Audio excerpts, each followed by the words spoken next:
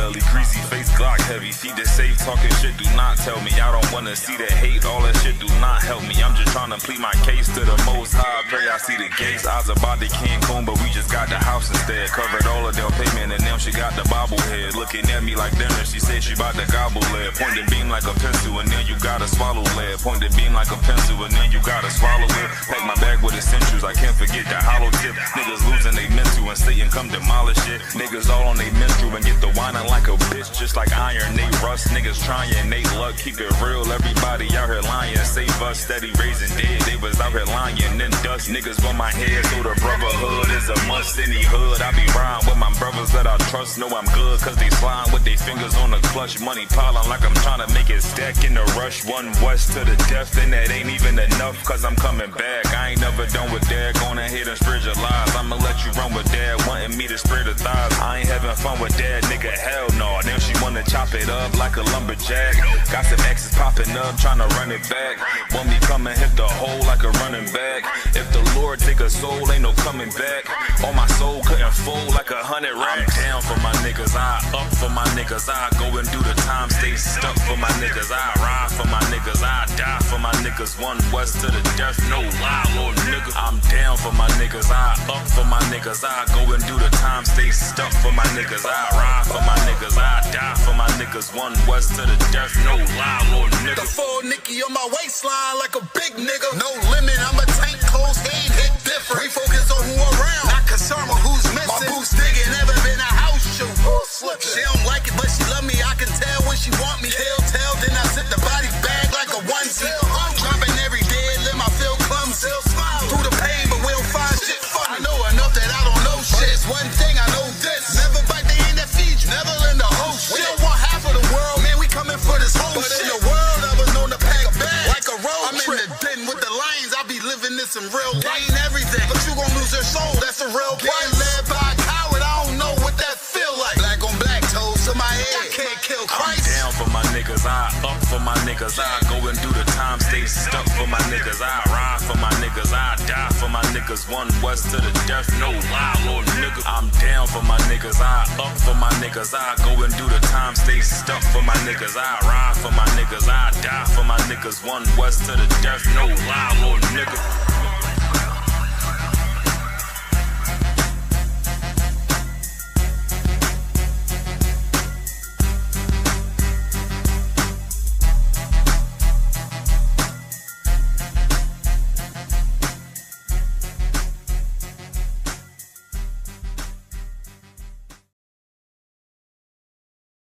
Just let me know once we up. We good? Let's start it up. Yeah, I'm drop a thumb. Yeah, Shema Taba, Shema Shai to all the brothers and sisters. Coming to you live, I.S.U.P.K, Washington, D.C. I.S.U.P.K, home of the truth, under command and John Yahanna. Somebody plant a bomb. Somebody plant a bomb in here. Who y'all let in here? Who leave this bomb under this desk? Yo, call the sniffer dogs, brother. Because I don't know. Let me see what else is under here. Like you weren't supposed to touch it, sir. I wasn't supposed to touch it. Sir. Listen, I'm trying to get us out of here as quick as possible. So I'm supposed to do. Oh my God, there's a package. We live now. What are we talking about? Pick up everything, stranger. Go ahead. Yeah, listen, whatever it is, we're in the season for the white van to pull up and the marksmen to come in and get down. They're gonna make a spectacle out of everything. Y'all know that that World Cup supposed to start tomorrow. Yeah. All the media houses saying World Cup starts June 12th. If you look at it, they're saying June 12th. Yeah. Anybody know pick up why? Mexico plays the first game tomorrow. And they don't want nobody watching Mexico game. America plays their game Friday. So all the media houses are saying June 12th, tune in, World Cup starts. It's crazy, y'all. This is a crazy time. They're turning back all the Iran supporters, cancel all the visas. Go ahead, And I've seen somewhere that tomorrow's game is going to be the most watched. It's going to be the most watched and ever. Oh, for the opening game for the World Cup. I could see it. I could definitely see it. I forget who they're playing. I think Senegal or somebody. Mexico playing somebody. It's supposed to be a big game. one of them Hamite teams, right? I think it's one of them Hamite teams. Shall rock a thumb. Yeah, from Trump. So we in the season of it. Of course, Trump is getting ready with the 250. He bringing the 250 up. They bring in the UFC thing up. I heard a rumor that the LGBTQ community bought out a lot of the tickets for the UFC fights just to piss Trump off. Yeah. Wow. Yeah, I mean, they're moving and shaking. It's their month. Come on. That sounds like some rich people stuff. Like I just to waste money just to piss somebody off. I ain't got it like that, sir. It's like I mean, shit. Listen, I wish I could have buy about 12 seats on Carmelo Anthony jury case. That's what I wish I could have bought.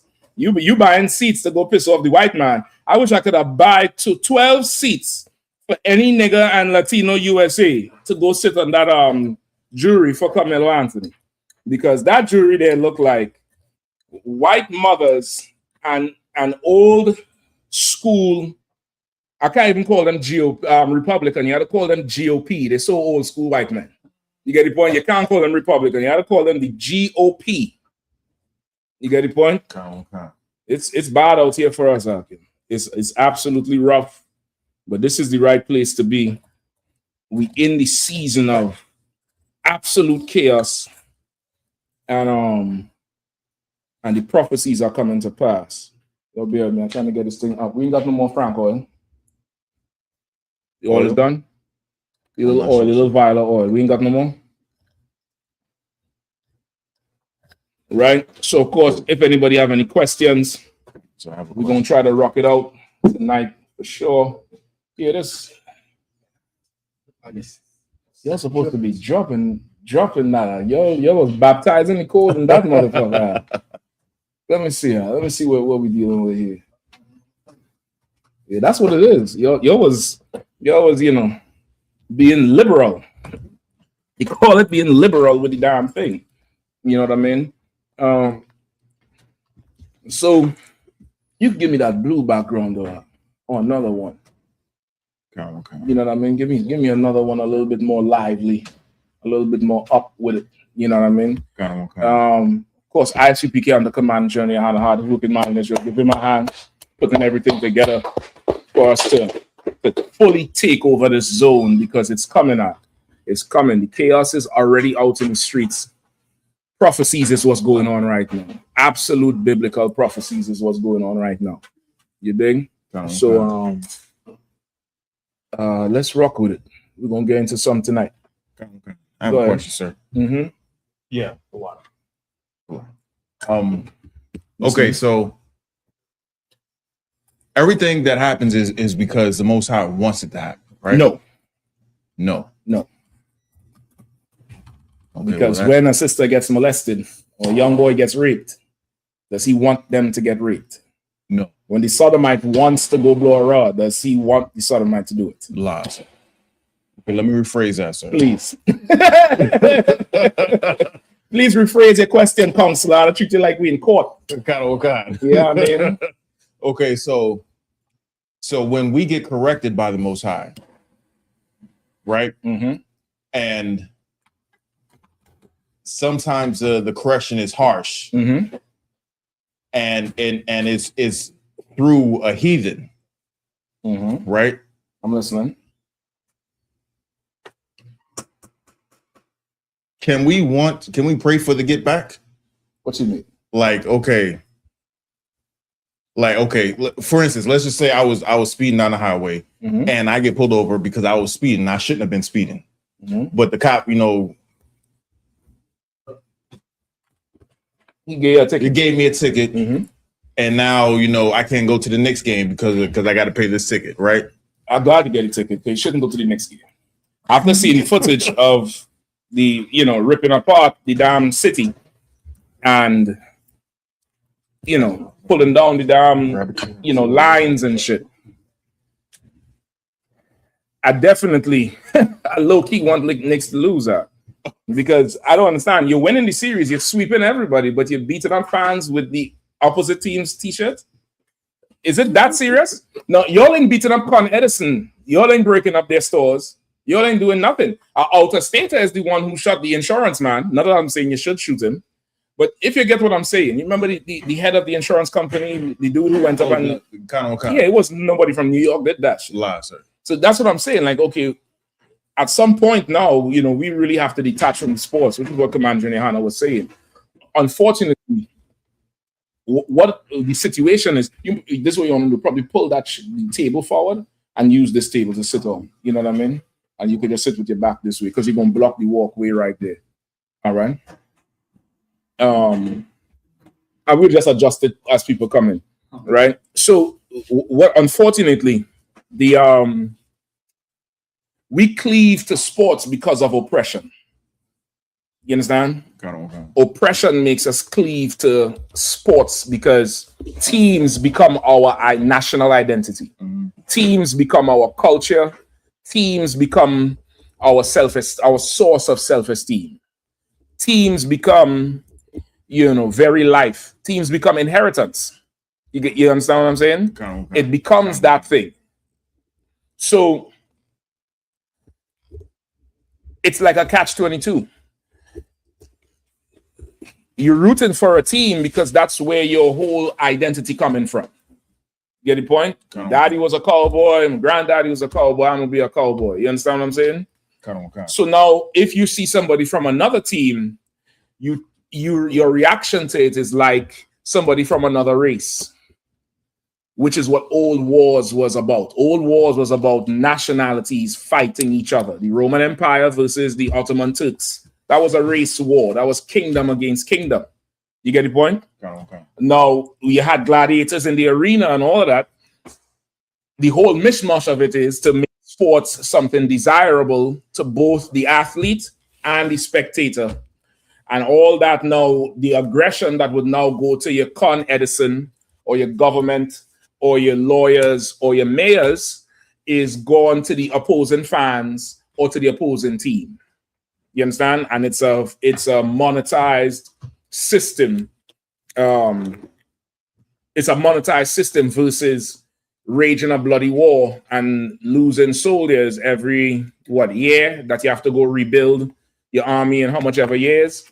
So sports took the place of that and is an outlet for aggression that would otherwise go into the ways of your leaders. You get the point? That's what sports does. Sports takes aggression and monetizes it and makes it attractive, makes it seductive, and it's an outlet for the people so that the people don't focus on their real problems and now try to blame somebody for their real problems who are your leaders, right? So now, for your question, in a situation like that, you take your stripes, right? What you want to pray for is the ability to rule his people, not so much that particular officer. You get the point? If you're a civilian, fine. You want to pray for that officer to, crash and run off a bridge, do it. You in the Israelite school of UPK, your job is bigger than that shit. Your job is bigger than some beat cop, some nigga who failed school.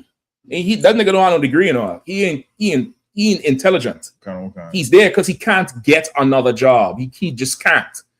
Your purpose is bigger than him. Listen, you pay the ticket as if you're better than him. Like, imagine you give a ticket to a white man. He threw tickets out, go to court, pay the shit and walk off, and it damn near belittles us because he's so rich and powerful. Some cop pull you over. You a dignitary. You don't have to give him no attitude. What are you mad about? You know the truth that Jesus Christ is black and the white man is the devil. License and registration, show officer. How can I help you? Is everything okay? Where you heading? Well, I'm going in Northeast. Whatever. You could answer them legally and lawfully, of course. But you don't have to catch an attitude with that shit if you're in here. In here, your purpose is way bigger than that shit. You get the point? It's way bigger than him and his little ego trip. Go ahead, Al. It's like if I made to the question Officer Bukwashi asked you, I just wondered if I had a good precept for that. If somebody asked me. So I didn't pull it, but when the Lord say, I was just a little displeased, but they forwarded the aggression. Well, I was going to that next. All right. Okay. I was going to that next because again, that precept is for the big picture. He was asking more the individual question. We gotta get Bukwash off these damn streets up. Bukwash gonna bury half a dozen people before they even realize they're missing. All right. So of course you could pull it. I think that's in Zechariah or Zephaniah. Right? You could somebody look up forward the affliction or forwarded. They forwarded the affliction. Forward or forwarded? Forward.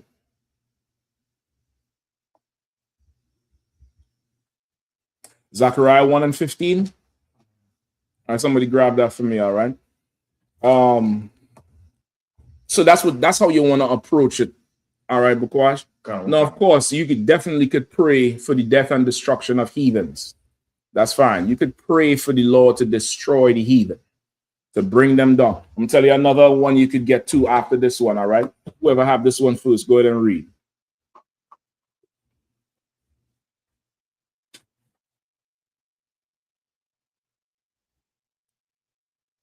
Right, the next one I need Zephaniah 2.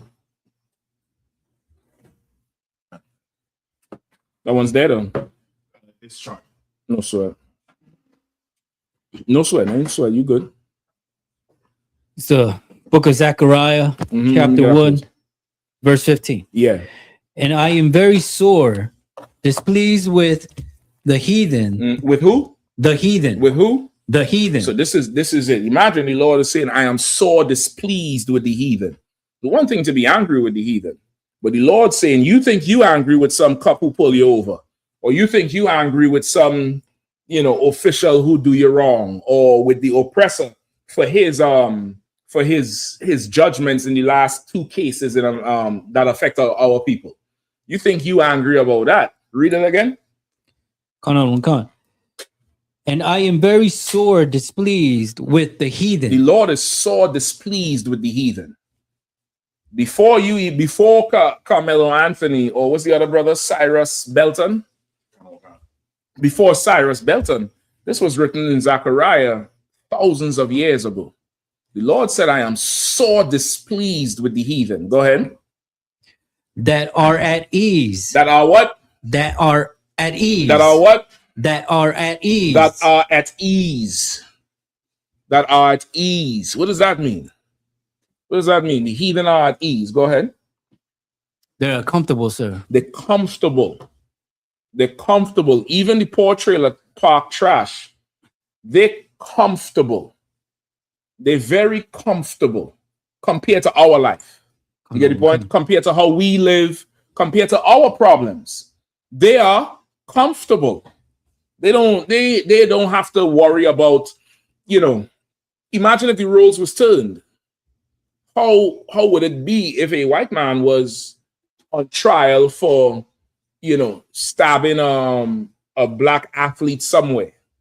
How would he be? Do we have to imagine it? We don't. We all saw Kyle Rittenhouse get away scot-free after murdering two people in Wisconsin, I think shooting and wounding 2 more.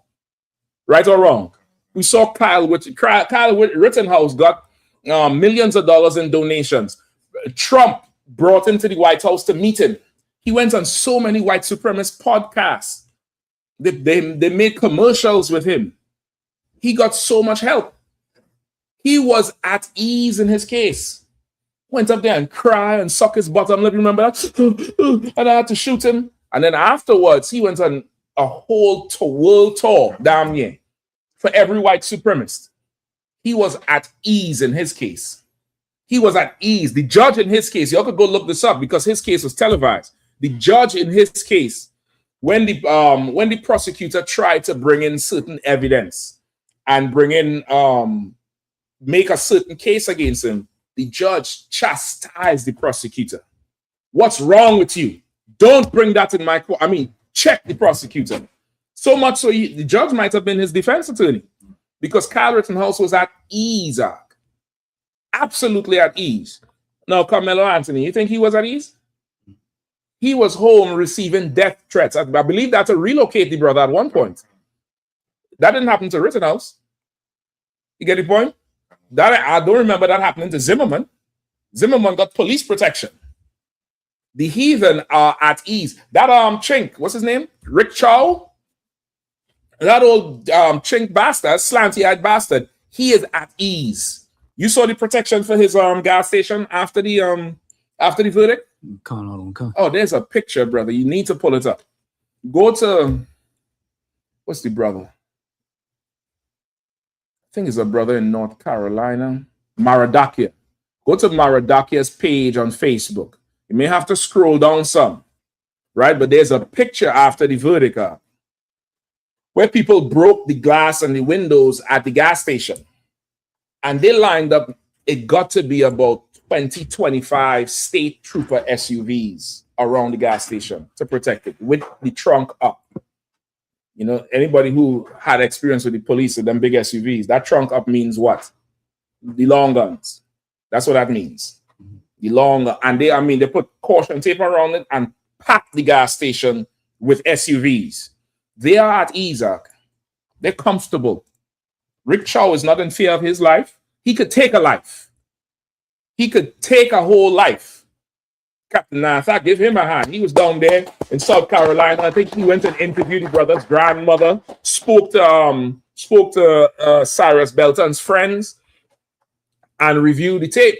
And brother, it's so good to have brothers on the ground in these cities, because I spoke to Captain Nathan yesterday about it, and he was telling me that brother took off so fast. There's no way Rick Chow is keeping up with him. There's no way. Anybody seen the tape? This brother was out. He left his shoes. He's gone. Now, if I was saying the son is the one who caught up to him and shot him, the father took the case for the son. I didn't even think about that. Because how the hell he catching this? This is a young Judite. What the fuck he catching in? What the fuck we talking about? Where you catching? I seen the tape with a brother in handcuffs squeeze out the damn cop car and took off with his hands behind his back, and the cops couldn't catch him. This brother had two. Y'all know the famous tape in DC down there off Montana Avenue, where the brother rolled and he flipped over the fence. It's like 20 cops out there. He outrun them all and rolled out. He was in Saratoga. It fully makes sense what Nathan was saying. How the hell does old man catch him? He ain't catching him. No chin can't run no way. No damn way. They can't drive, they can't run, they can't see, they can't do nothing. You get the point? He's saying he put it to me that it's probably more than likely the son that did it. I said, well, brother, you done open my eyes to something there, because I didn't even think about it. You know why I didn't think about it? I'm gonna tell you another thing we didn't think about. They said the young boy had a gun, right? And we as a people openly, publicly, majority of us accepted it. Where's the proof? He had a gun. Whose word is it? Where's the video evidence he had one when he left the store? Think about everything they ever did to us. The midnight special. You know what that is? That's the snub-nosed 38 that cops used to carry around in New York to plant on brothers after they murdered them. But you know why we ain't question it as a people? I know there's people who thought about it. I'm sure there's people who's like, he ain't had no gun. They just killed him and said he did, because they found some Facebook picture with him posing with a gun as if that's a crime. But you know why we ain't think about it? Because we are not at ease. The heathens are. We ain't thinking about it because we under pressure. We can't even fully think about a situation because we have a heavy load to lift, and we're under it every day. Every day we're under it. But the heathens, read it again. But from the beginning. The book of Zechariah, chapter 1, verse 15. Go ahead. And I am very sore displeased with the heathen that are at ease. The heathens are comfortable. They are at ease. They don't have a care or worry in the world. Where's the little small John? Okay. They don't have a care or a worry. They are absolutely at ease, brother. At ease. You get the point? They are absolutely at ease. They're comfortable. This is the white man's kingdom, but Chinese could come in here and murder black people. East Indians and Arabs could come in here and fully violate black people. And there's no public outcry because the heathens are at ease. Oh, you had to zoom in on that joker. Zoom in on that joker. Brother, that is insane protection, brother. You know what that got to mean? In that 25 square mile radius, there got to be no crime happening to be able to afford them troopers not on patrol, not on the highway, not nowhere. That's how many cars can you count there? That's in that picture alone is over 10. We ain't seen the other side, and I think some of them is double parked, right? That's a lot of state trooper cars. That's at least one per vehicle or two men per vehicle. So you done handicapped a whole section of your force to guard an empty building. The heathens are at ease. They are at ease. In our neighborhoods, at night, there's a light that continuously flashes. Anybody know what I'm talking about? Okay. Go ahead, break it down for me. You got it. Go ahead. There's they have like a camera that's that's set up in certain neighborhoods that has that's connected to the police department, and they have the police lights, and they go in all night long, 24/7. Kind of kind. Do you know those lights? That's psychological warfare. Even if you don't feel a sense of panic, you are subconsciously in a state of fight or flight, or you are subconsciously tense because those lights usually mean the police are coming for somebody. It's usually me. You get the point? There's a reason you'll never see those lights in Bethesda. You'll never see those lights in Northwest DC. You'll never see those lights out off the Gold Coast off of 16th Street. You'll never see those lights down Georgetown. You'll never see that anywhere there. And if you had to guess who is funding all the crack and heroin and drugs and illegal activity in DC, the head lives over there. You get the point? The arms and the legs and the feet of the organization might be in our neighborhoods, but surely the head is from over there. Go ahead, Shapat. Sorry, sir. I'm about to say, only time you might need the mic. Just come across here. You can get it done in a second. Go ahead. I'm about to say the only other time that I've ever seen cars like that, it's like yesterday I was coming to class, come on Suda Parkway to Branch Avenue, and they had more cars than that for one person on Branch Avenue as you're going up the hill, going into the DC line. Yeah, we are not at ease. We are not at ease. And let me just give you all a fair warning. Between now and November, with that midterms let's try not to do no silly shit around this, right? Especially over the next month and a half. Right, they're treating this World Cup like every dignitary is in here and using it to flex and tighten the whole, empire. You're going to see a lot of, crazy activity. That's the best way I could put it. But the heathens are at ease. Keep going. For I was but a little displeased, and they helped forward their affliction. The Lord said he was a little displeased with us. We pissed our power off. We pissed the Lord God, our Father, off. We angered him. He was a little displeased with us. And he put us in slavery. The white man didn't put us in slavery. The Africans didn't. The Lord put us in slavery. And if we are to get out of slavery, we have to please the Lord to get out of slavery. We have to now turn to him. We have to now obey him. Now, I'm saying this in context. What do I mean by saying this in context? Does that now mean you do not charge the heathens for slavery? Does that mean you don't charge them anymore? Anybody? Shapat, pass me one of them paper towels there too, please. Sir. Does that mean you don't charge the heathens anymore? Come on, somebody, you're here today or not? What's going on? You're just looking at me. Oh, la, sir. We still charge. Break it down, huh?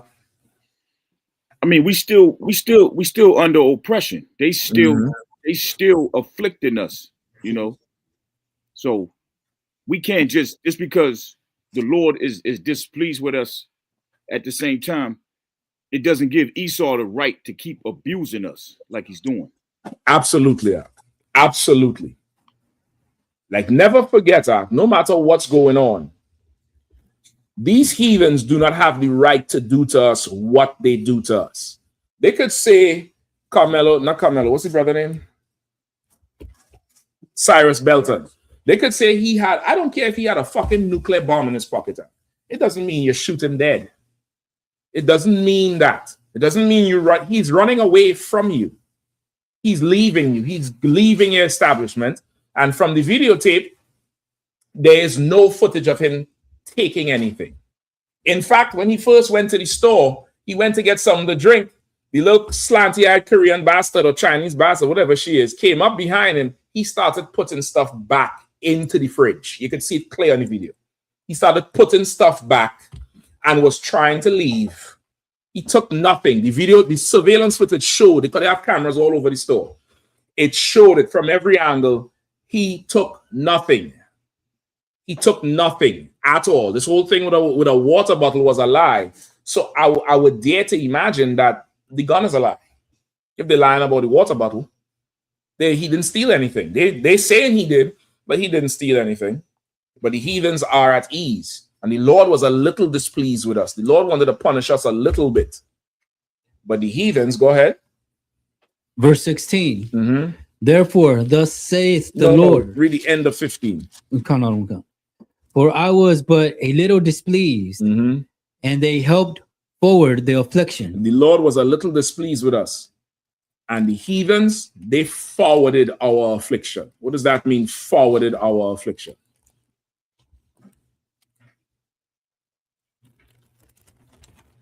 Go ahead. It means the Most High wanted us to get punished a certain type of way, but they went to the line and then went past the line and went overboard with the affliction. That's right. Like they were supposed to, like this slavery we are currently in.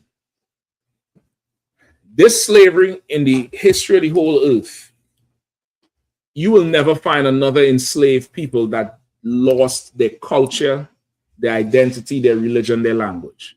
Everybody who was ever enslaved in the earth was allowed to keep whatever culture and language they had before, and they served in servitude and was let go afterwards. Even in the white man's prison today, when you leave prison, they give you back what? You go in there and sit down for some years. What you leave prison in the processing, what you get back? Raise your hand next time, though. I'll pass the mic to the brother if you don't mind, all right? Salaki, they give you back your property and items that you that they took from you. That they took from you. Specifically what? 1 second. Specifically what? It's something very important you have to get back. Your identification. Your identification. Imagine being released from prison. You done served a ton of time. There's some brothers, they serve time. They come out. There's brothers who come out never seen a cell phone. Last time they was outside, there was a rotary phone. There was a coin phone. You used to go to the damn pay phone with quarters. Brothers is coming out now, don't know what the hell a tablet is. Going live. What the fuck you talking about? Imagine you come out and you don't have your ID. They release you. You don't even have papers. You've been released. And you have to start there. Who are you? You just know you're a number from whatever they used to call you in there. But you don't have nothing. Your people dead and gone. The world unchanged. Imagine that. Now multiply that by about 500. And now you understand what we're dealing with.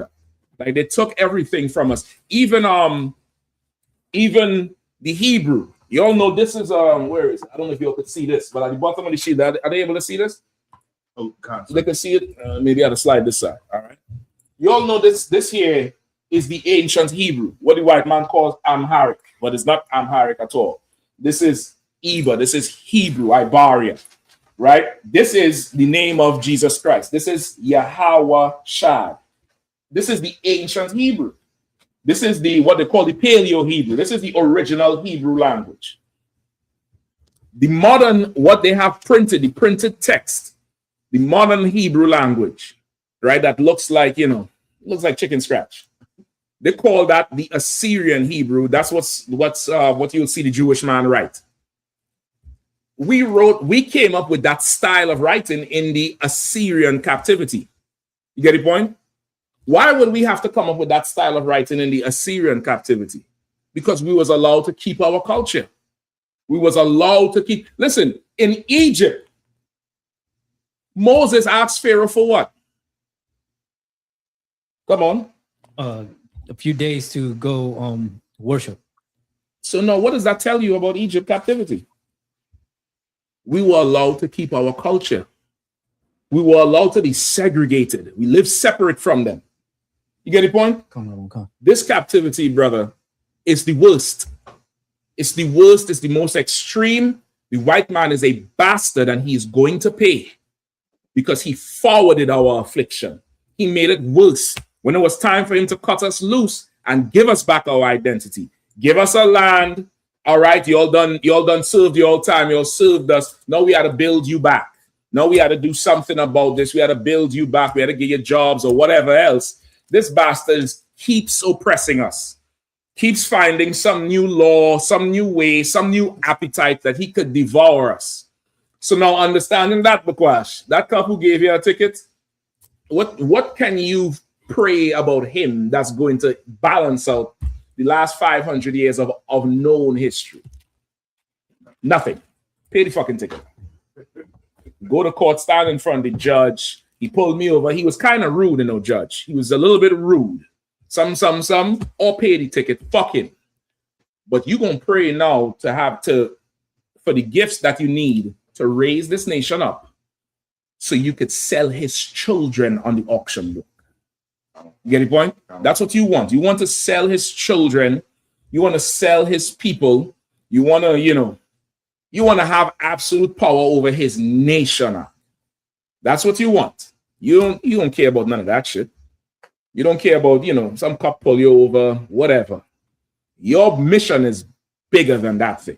Absolutely bigger. Let me get the other one. What's this I wanted? Zephaniah. Bear with me one. Zephaniah 2. What did I call for? Oh, boy. Hold up. I'm going to tell you which one it is.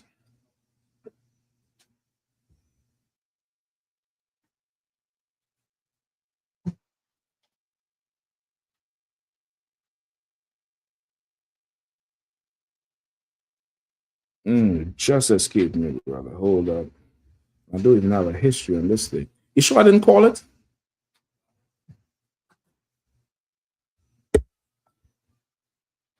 The first one was Zechariah, right?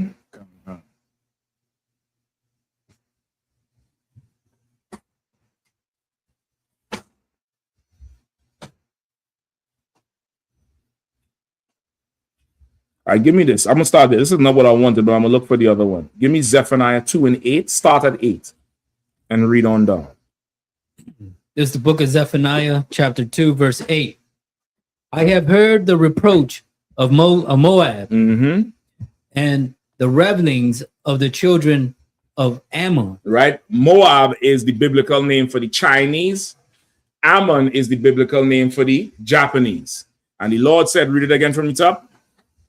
I have heard the reproach of Moab. All right. Okay, I found it. All right, go ahead. And the revelings of the children of Ammon. No, there's so many videos circulating now with these slanty-eyed bastards daring to open their mouth about something. Since Cyrus, since that what's his name? Cyrus Belton. Since the South Carolina incident. You all know what I'm talking about, right? Okay. Have you all seen the videos with these Chinese people talking? I mean, there's one on the DC page. This nigga, he said, it's Cyrus something Belton. McCormick or Cormac or Womack, something like that is his name. Cyrus something Belton. He said this nigga had two last names. What does that mean? He had two daddies? This is a full-out chink we're talking about. He was so disrespectful in the video. I mean, so disrespectful. I know the small hats is paying those chinks to come out and say what they're saying to inflame something. Because never in the history of ever has a chink had courage to say shit. They'll do some grimy shit to you, like Latasha Harling. But they ain't never had no courage to come out and say nothing ever. Just 4 years ago, you was begging Ubers to pick you up because COVID was made in China. You was begging Uber to pick you up. Stop Asian hate. You remember that shit? Now you got the nerve to talk? Okay, no sweat. Let's see what the Lord says about Ammon and Moab. Go ahead. Read again. I have heard the reproach of Moab Uh-huh. and the revelings of the children of Ammon. The Lord hears what they say now. Go ahead. Whereby they have reproached my people. Whereby they have reproached my people.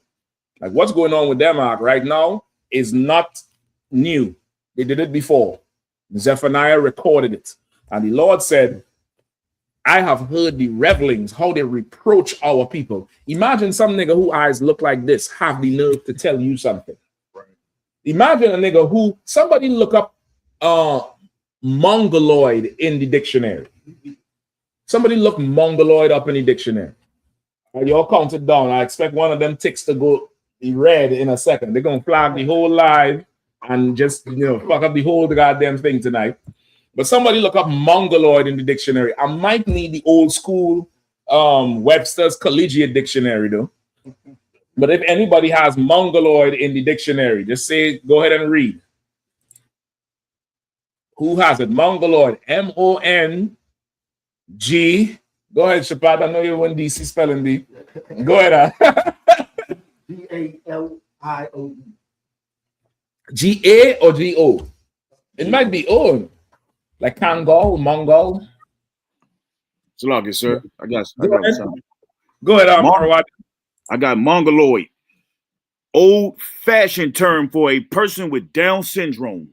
Mongoloid is an old-fashioned term. It's the original name for somebody with Down syndrome, right? Somebody with Down's syndrome. They used to call them Mongoloid. Why do they call them Mongoloid? Or does it say it there? It got offensive, relating to the broad division of humankind, including the indigenous people of East Asia, Southeast. No, it's not saying. Yes, it's saying it right there. It's saying it right. No, don't look up an Asian person with Down syndrome. Just look up an Asian person. Right. I was going to try and do back to back. No, you don't have to. You don't have to. It's like it's like you get the point. You just have to pull up any Asian. In fact, pull up the bastard. It's on the DC page. Let's go to the video on the DC page, and just pull up that bastard who was talking shit. Just freeze it on it. Yeah. Read that last part again, Arawadi, please. Relating to the broad division of humankind. Right? Mongoloid relates to the broad division of humankind, right? Meaning it's a divisive term because it separates one type of person from another. Go ahead. Including the indigenous people of East Asia, Southeast Asia, and the Arctic region of North America. Right? Including the people of East Asia and Southeast Asia. I'm leaving out the Arctic region of North America because that's not the same people. But the people of Southeast Asia and Asia, otherwise known as, who can guess? Anybody? One of you? That's not the answer. You're right, but that's not the answer I want. No. Anybody? You're close. Otherwise known as the Mongolian Empire. They call them the Mongolian Empire. The oppressor saw people who are Down syndrome and called them Mongoloid. The Mongolian Empire are full of Down syndrome people. They're full of, I'm gonna get flagged. I want to say the R word. They're retarded ass people. They're retarded as shit. They'll get a string and tie a stick on one end and a stick on the other, and this is a weapon. That's a slow child, Ark. That's a slow child. You're hitting yourself in the face. Ha! Ha! Ha! Ha! A nigga punch you and knock you back into the Ming Dynasty. You think you big bad Bruce Lee. You're slow. You can't even say R. How we up and by. Oh, that's him. Look at him. You don't think he looks slow up? Look, his eyes is all downs. Play a little bit of him, man. Just play a little bit of the idiot. I'm coming to you. They got the song, right? Putting you on a t-shirt. Yeah, they just put this motherfucker on a t-shirt. These two parents failed Cyrus. Cyrus Carmack Belton. This little nigga had 3 names, right? So his first name and 2 last names. Well, you got like, he got 2 dads? Is that what it is? He got 2 dads? Loves playing with guns, right? Loves guns. Yeah, you shouldn't be playing with guns, kiddo. The prosecution liked to talk about the water bottle, but it didn't like talking about the guns. This kid's 14 running around with a gun. His parents didn't give a shit about it during the trial. It was like, oh, he's, little 14-year-old kid walking around, having a gun, that's normal, It's an Asian man's fault. It's all his fault. Pull it That's back why and see that old Down syndrome bastard face. Yeah, look at him. He's Asian slow. man's fault. He's an idiot. Go ahead. It's all his fault. That's why the kid said, no, the kid's dead because he had a gun on him. That's a fact. The kid's dead because he had a gun on him. That's a good one. So why is Kyle Rittenhouse not dead? He was 17 years old with an AR-15 rifle. An AR-15 rifle. I know we would get flagged for the gruesomeness of the case, but he shot this devil who was coming to hit him with a skateboard. One shot with that AR rifle. Brother, the devil's arm damn near broke off from the elbow. He got shot, he jumped back and started walking, and from the elbow down is flapping. That AR round ain't no joker. That round spins. It's not like the AK that tumbles. This one spins, so it hits you and it rips everything up like a drill. Kyle Rittenhouse murdered 2 people in Wisconsin over the shit. How come he's not dead? Having a gun is not a death sentence. What the hell are we talking about? It's not a gun. It's not a death sentence. Hunter Biden, Joe Biden's son, was snorting crack fucking whores and bought an illegal gun. And he ain't dead. In fact, he got a presidential pardon. What are we talking about? But the Mongoloid is at ease in America. Go ahead, Shapat Salaki. Well, Salaki, if I may, sir. Now, I'm speaking on the Mongoloid thing, right? They study so hard and they be trying to act like they got the smartest people in the world, but they forced to study all day. They go to school longer, but to excel, they have to concentrate and start studying, focus. But if you ever seen them behind the wheel of a car, they can't make a split-second decision at all. No, they can't do it at all. You're right. It's called the model minority. Right, I always say I'm gonna get that tape and repost it on the DC page so y'all can check it out. That model minority is something else.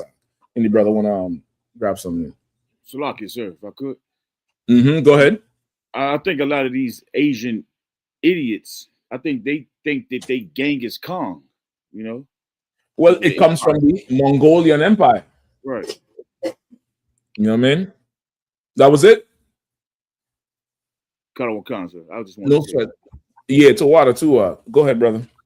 Salaki, I feel like as I watched and I understand that I've heard this before, which you were saying that they come from Down syndrome, which is from some form of inbreeding, and I think that is this is the highest, this is the most forward and progressive after coming from such a low state of slowness. This is their pinnacle. So now they're being accepted. They were usually rejected initially by the Western world. So now it's like how you got that one friend who might not be always on his P's and Q's, and if somebody say something about him, you be like, leave him alone. You know what I mean? So I think in that same way, that's how America treats them.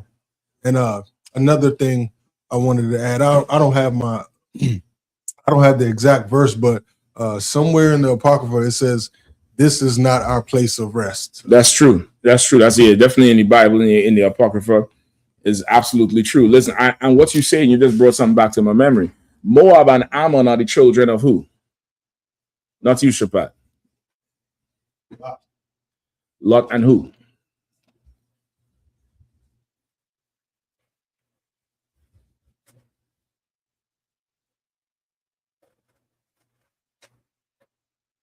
It escapes me, sir. You just said it. Lot and Lot and Ammon, Moab. Well, Moab and Ammon are the sons, are the 2 boys. Yeah. Who are their parents?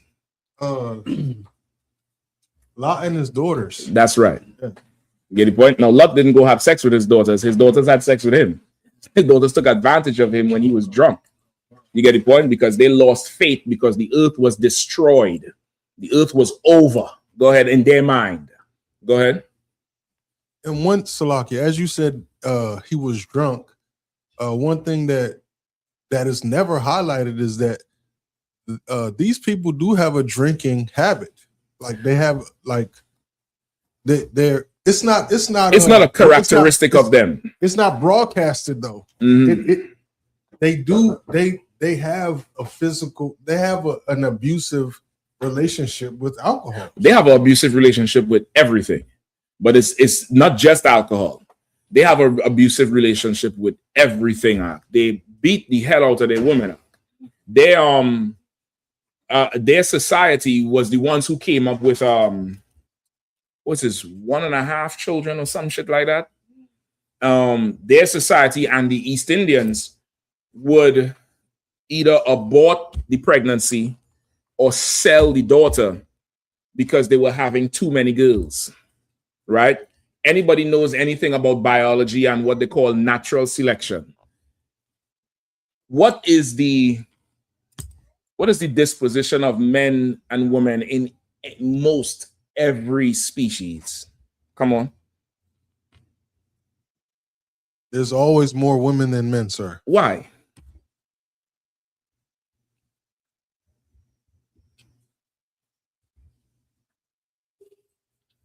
Men can breed multiple women. Women can't. If you are to be fruitful and multiply, you need more vessels to be fruitful. You need more places to plant the seed. That's naturally how life goes. This bastard here, he get too many daughters, time to kill them. Time to sell them. And this is, I'm not making this stuff up. You could go look it up. And it's so bad. I can't remember if it's Moab or Elam, which is the East Indians. They're in a crisis now because they don't have enough women for the grown men. And y'all know what these heathens do when there's too many men. Y'all know they ain't partial to the activity. We in June. We in Pride Month. Go ahead, because I'm coming to you. It's Moab, and they have I just seen they had like a decrease over the past 3 years of births. Mm-hmm. This past year was the lowest. They have 1.4 or 5 billion people. There's only 7 million births last year. 7 million births from 1.5 billion people. That is insane. Even if half your society is over 60, half of 1.5 billion is 750 million. Let's say half of that. We're talking about 360 some 70 some million, right? Let's say that's your breeding population. That's your adult age. 25% of your people. 7 million. Slow. You're a slow people. You're not all the way there. You're a mongoloid. Get the point? That's what the Bible calls it. Come on, Isaiah, you're slack. You was gonna say something? Oh no, loss. It's not. I know. You sure? Come on, bring it out if you need to. No, loss. Okay, no, sir. Give me continue from where you are. And magnified themselves against their border. Mm-hmm. What verse you at? Zephaniah. Read it again from the top of 8. Just go ahead and read. You don't have to quote it. Okay. I have heard the reproach of Moab and the revelings of the children of Ammon, whereby they have reproached my people and magnified themselves against their border. Right? They have reproached our people. Right? Come on. Trump is supposedly at war with China. They ain't saying nothing about him. There's no more about saying nothing about him. They ain't make no videos. They ain't do nothing when Trump said COVID was made in China. It's a Chinese disease. You remember when he said that? They ain't say nothing about that shit. But this thing here, they coming out against it. And let me tell you something too with these videos. They are absolutely terrified that we will stop supporting their businesses. If all the evil things they're saying about us is true, why are you worried if we don't support you? Why you have to make videos saying where you gonna get your Jordans? There's a whole other one. Where you gonna get your Jordans, your iPhone? They're all made in China. nigga, we made Black Wall Street with nothing. Right. What is you talking about? But they are terrified, brother, that we stop being their consumer. Keep going. Verse 9. Uh-huh. Therefore, as I live, saith the Lord of hosts, the God of Israel, surely Moab shall be as Sodom. Say it again. Surely Moab shall be as Sodom. So this bastard here, who's talking about what's his brother name again? Cyrus Belton, Salaki. It's Cyrus Carmack Belton, Salaki, brother. So this bastard who talking about Cyrus Carmack Belton, the Lord called you a faggot in the Bible. Read it one more time. Yes, go ahead with it. Do it again. The Lord called you a sodomite in the Bible. Yep, that's it. Read it again, brother. Surely Moab shall be as Sodom, and the children of Ammon as Gomorrah. Right? The Lord said, y'all are as Sodom and Gomorrah because y'all are effeminate men. Absolutely effeminate. You're not strong. You're not masculine. You're not smart. You're not, you're nothing. And he's going to make you like Sodom and Gomorrah too, into ashes. He's going to destroy Moab and Ammon, which again, Bukwash, you're not to worry about a goddamn ticket. You ain't got to worry about nothing. Get the point? Keep going. Even the breeding of nettles, and salt pits, and a perpetual desolation. Right? That's what's going to be Moab's future and Ammon. The breeding of nettles. Nettles is like little weeds with pricks on them that grow in real dry, arid regions. Just things that grow in harsh conditions.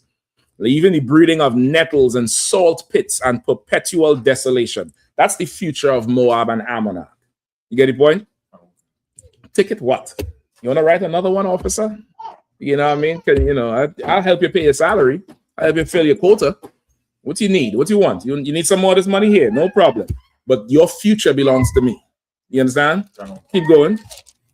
The residue of my people shall spoil them. Shall what? Shall spoil them. Shall what? Shall spoil them. The residue of my people will spoil them. Brother, I can't wait to spoil Moab and Ammon. I can't wait to spoil Moab and Ammon, brother. Good night, Irina. I don't want to hear about Fist of the White Lotus. I don't want to hear about the Shaolin Temple. I don't want to hear about, I'm going to drown your ass in Sakiak. All them little teacups you like to drink, you're going to drink that until your belly busts, and don't stop around me. I'm going to spoil you. Keep reading. And the remnant of my people shall possess them. And the remnant of my people shall possess them. The remnant of, we're going to own them. You worried about, some verdict down there in South Carolina? Black people are going to own you, slanty-eyed bastards, Zach. And that's what the Bible said. Forget your judge, your jury, and your executioner. No problem. You want to forward our affliction? Great. You're going to be a slave to black people and Latinos and First Nation people. That's what the Bible says. Keep going. Verse 10. So, like, Shapat, you had your hand up? Shapat, you want to let the sister make the damn things? No, I can't say. Oh, you want them to hold Shema? They could hold the Shema if you want to make the plates and all. You sure? No, I got you. Let them handle the job, man. To laugh here. Go ahead. The sister sitting down there, I find it looking a little tense a little bit. I now realize why. Shapat done outsourced, the sisters, how they function. God damn.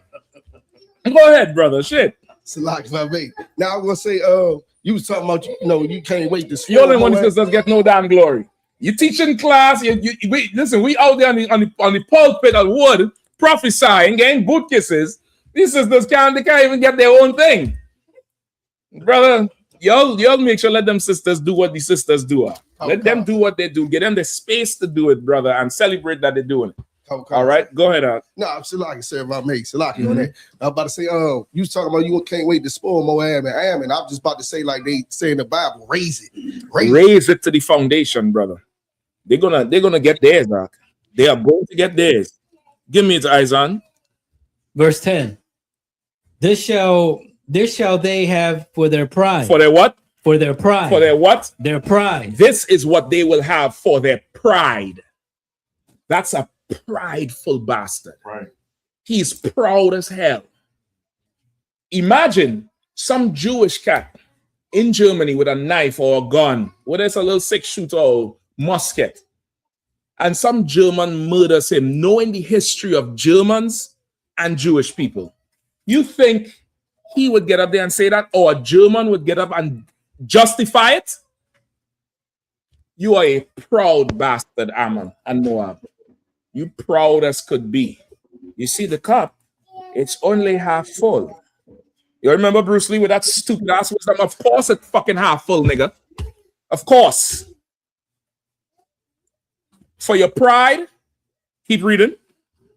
Because they have reproached and magnified themselves against the people of the Lord of hosts. Because of their pride and their reproach against us, they have magnified themselves against us. Imagine this whole family came together against this brother. That's a lot of pride. That's a lot of pride. Used to be the woman would stay a little far away and say something from far. She got up to close to the brother. Like he couldn't just dislocate her jaw. Like he couldn't do something to harm her. You understand what I'm saying?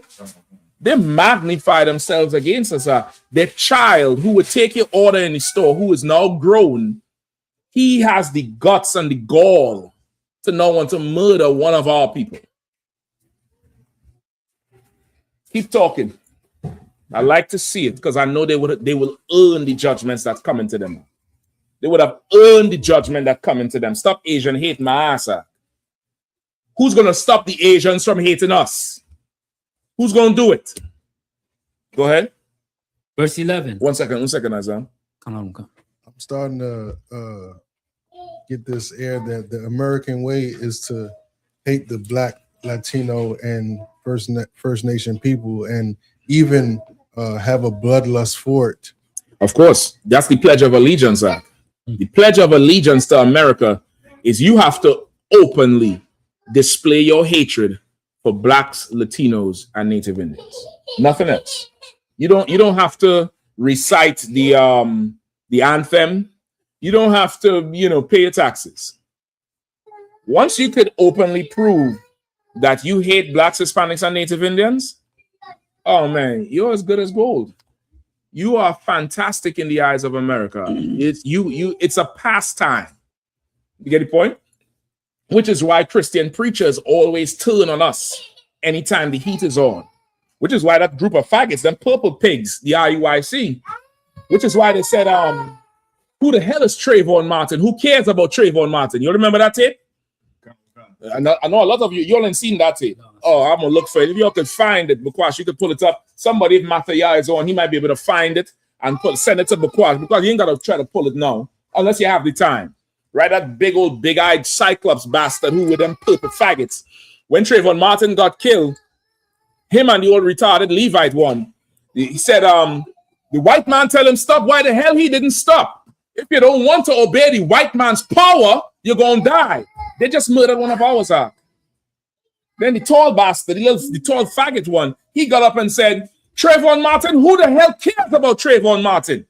Who cares about Trayvon Martin?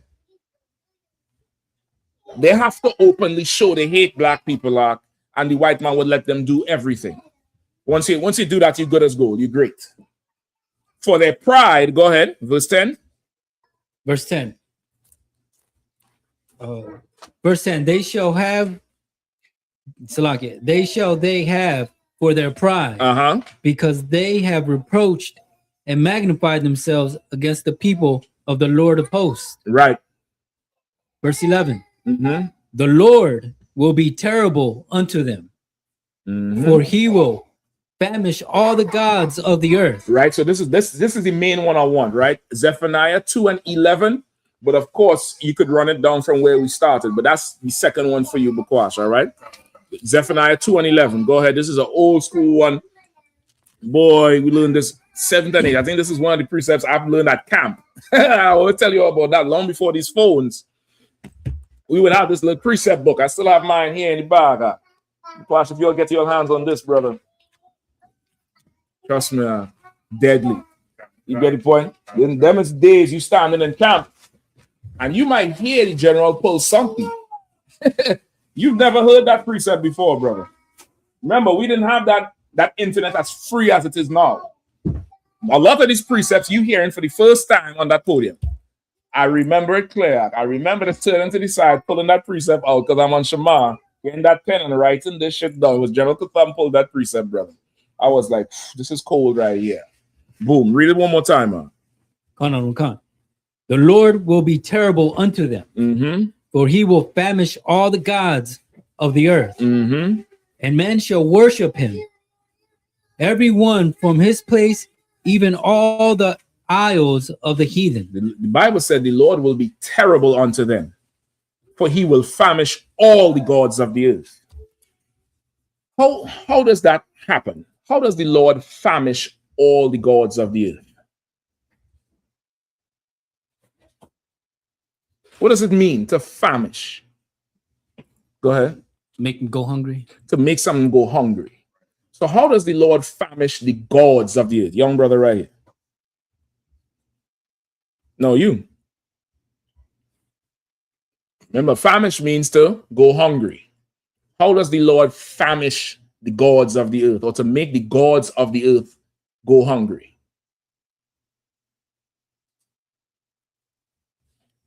Take a shot. For their wants. Say again. Starving from their wants. Starve them from their wants. But no, these gods aren't alive. The Caesar Borgia on the cross, that's not alive. He can't eat. He don't want nothing. The Hindu gods, the elephant and the 8-hand bitch, 8-hand ugly ass broad, they ain't alive. Buddha surely ain't alive. You get the point? The rock in Mecca ain't alive. So how does he starve those gods of all their wants?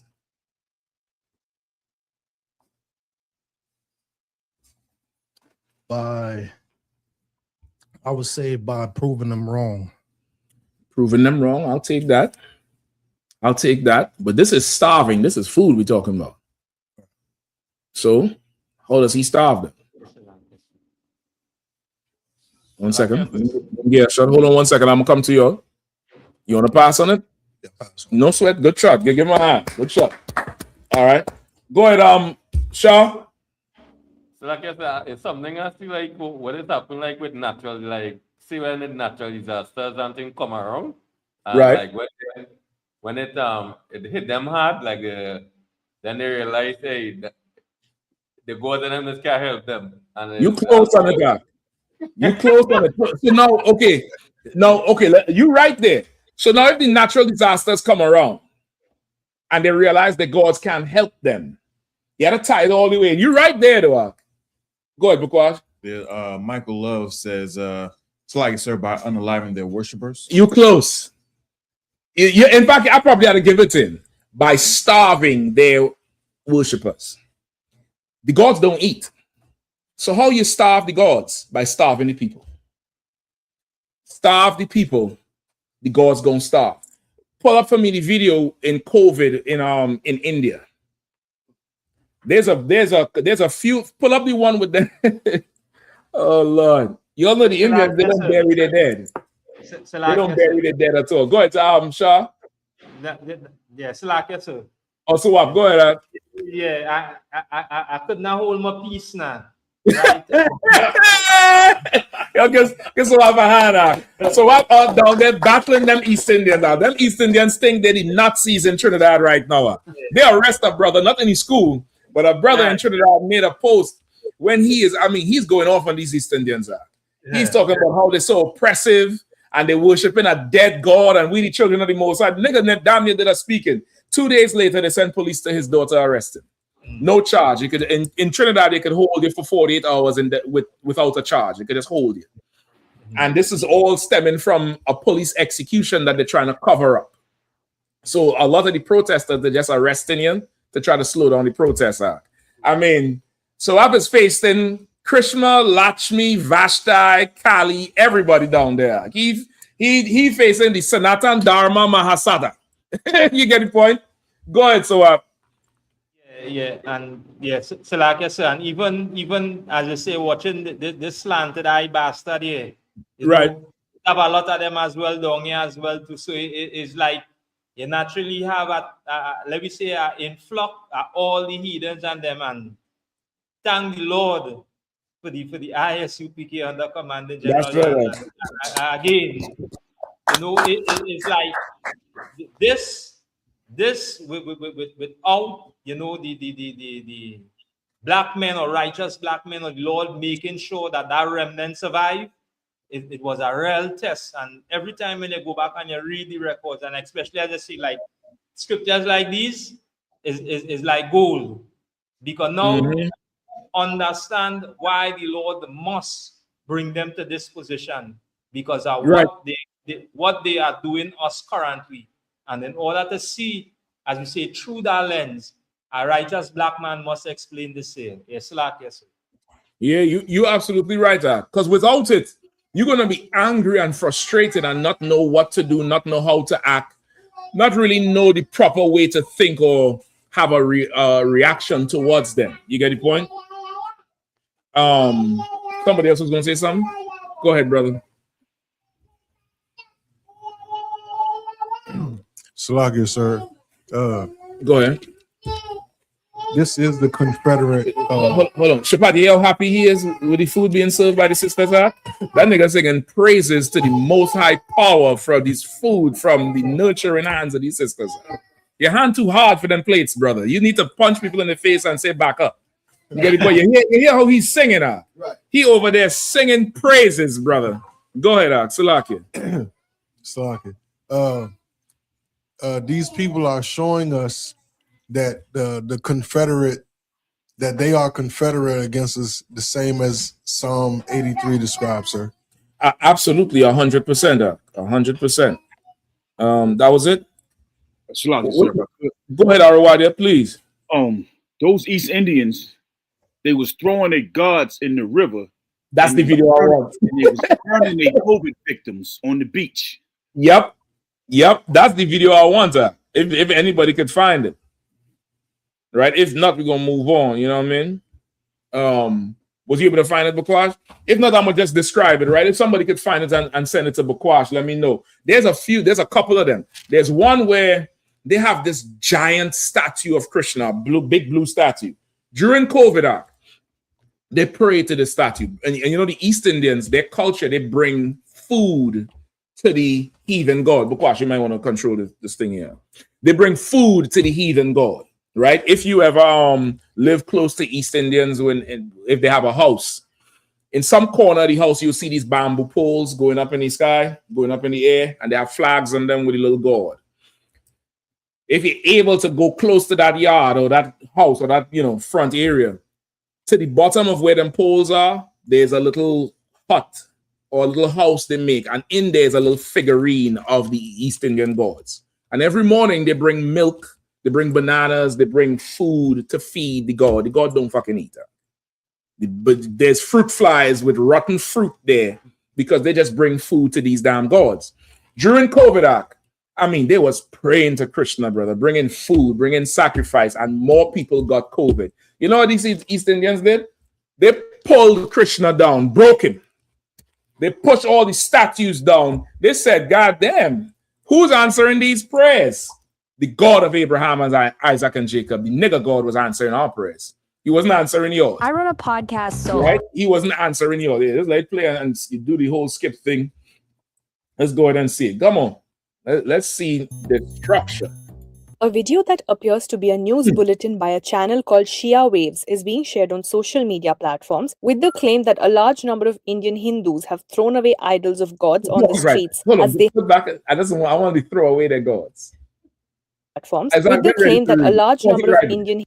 You could kill the closed caption on it. You could find it. Just hit it right there under the CC. No, the CC right there. Yeah. Just read that last part again, with the farmers their gods. The Lord will be terrible unto them. For he will famish all the gods of the earth. That's it right there. That's prophecy. It's Bible prophecy. They got a bulldozer. Now that somebody paid for that. Somebody paid some idiot to sit and sculpt that thing and paint it with a little bobble head. A little Krishna. Beta. Come put the eye on Krishna. Only to get a bulldozer and push Krishna into the water. You idiot. You dummy. Keep going. I'm going to play the video. Play some other video. Hindus have thrown away idols of gods on the streets as they have not protected the people from the COVID-19 pandemic. The video comprises 2 clips of people disposing of the idols of Hindu gods. Let us examine each video clip separately. Reverse image search of screenshots from the first clip led us You pulled it back? Or that was the video? No, that was the video. It's still going. Okay, go ahead. to a I mean, video that with one from similar the visuals roof, boy. in a reply to a tweet by IAS officer Vijay Nehra on 11th August 2019. Nehra's tweets revert back the same video in August 2019. So the video predates the second clip led us to a video with similar visuals posted on Facebook on 24th September 2015. Stop it. This is a whole truck, damn near like almost a 18-wheeler. I don't know what you would call that. It's a huge truck. They got statues. They went in the temples, got men to lift them statues onto them trucks, back the truck up over a bridge and about to throw them motherfuckers into the water. Because you're worried about a ticket, I'll pay that ticket the same day I get it. I'll pay the same day. That is what you need. You need that because now they want the God who'll answer their prayers. Now they want that God who'll answer their prayers. And guess who that God is? You. You, that God. You're gonna be God to them. You understand? They're gonna have to please you if they want rice. They're gonna have to please you if they listen. The white man used to drop rice for them Somalians and them Ethiopians not too long ago from the sky. They used to be looking up with flies on their eyelids. I remember watching it on TV. The belly out here and the ribs showing. And they're looking up and rice is coming from the sky. You think them Ethiopians give a damn about Selassie or any God? Who is God? Whoever in that plane. You get the point? Come on, Shapat, quickly. It's like I make 2 things. That's Get the brother some paper towels too, all right? It says if you could. I think, damn. That's the last of it. Check in the cabinet and see. All right. You could check in the cabinet and see. Go ahead, Al. It's like I made 2 things. That's where the phrase came from. They're starving kids in Africa because of them commercials. I remember that. And you don't see none? All right, no, sir. I'll tell the brother grab some. You might have to go ahead. And I made you could. Around that time, there's a lot of these videos out, and they had this one lady in the department store, and they had a bunch of little god dolls in the department store. You know what I'm saying? And she was taking them and smashing them on the floor, and they was attacking her. They was like, no. Yep. She was smashing all the gods. Brother, they was burning so much bodies in the cremation centers. They were sweeping. They were showing the COVID video. They were sweeping. I thought it was dust. It was not dust. Because as they're sweeping, the camera zoomed in and I saw a vertebrae. That's the people who they're burning so much people is mounds of ashes of bones. That's what the Lord did to them. Play the rest of this. I need to see Krishna go fly.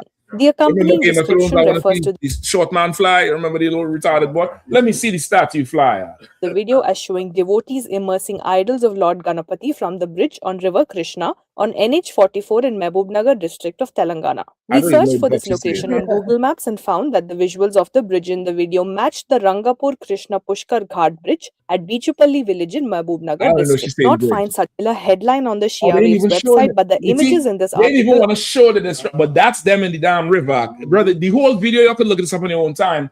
They push them statues off. There's one where they push them off a roof. There's another one where there's this huge giant, maybe 30 feet statue of Krishna where they put some rope and pull the bitch down and destroy the tank. The Lord said, I'll famish the God of the heathens. How does he do it? By hurting their people. Hurting their people. And you brothers in Trinidad, you brothers in Central and South America, pray that the Lord hurts these heathens so they could take their foot off our necks. Right. Pray they could do it. Isaiah, really rest of that verse if you could, all right? Just to the end of 11. And men shall worship him, everyone from his place, even all the isles of the heathen. Right, and men shall worship the Most High.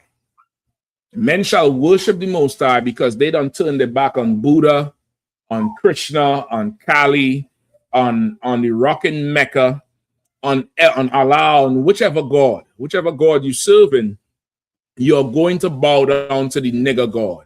You're going to, there's no other way for you. So you should stop oppressing our people. The oppression is going to continue, and I ain't going to help you. I want you to earn the judgment that's coming to you. These heathens, when they get this judgment arc, we as a people, we like to feel sorry for heathens. We like to always stop it. You all see all the boot kisses. Any boot kiss that, you know, a heathen goes to do, there's always an Israelite coming to say, no, don't do that. You're all hateful. You all hate. You're all the KKK. Whatever. When Christ returns, them heathens would have earned their bloodbath. They would earn their oppression. They would earn their walk of shame into slavery. I can't wait until the long lines of slaves for that nonsense that Trink said, put his damn ugly face back up there, the old Mongol, the Mongoloid, Salakia. You got rid of him? I hope not, no. The old Mongoloid. You get the point? Yeah, look at him. Look at him. Look at him. He retarded with a gun. A retard with a gun. The whole Mongoloid. You guys. Damn Mongoloid. Yeah, the rest of y'all don't go order no Chinese food. I know y'all talking about order 300 this and 300 that. Don't order shit. Don't order shit. Don't even ask for a toothpick out of their restaurant. Nothing. I don't care. Well, once it's named Chink, leave it alone. Panda Express, I know it's Latinos cooking. Don't buy it. Don't buy it.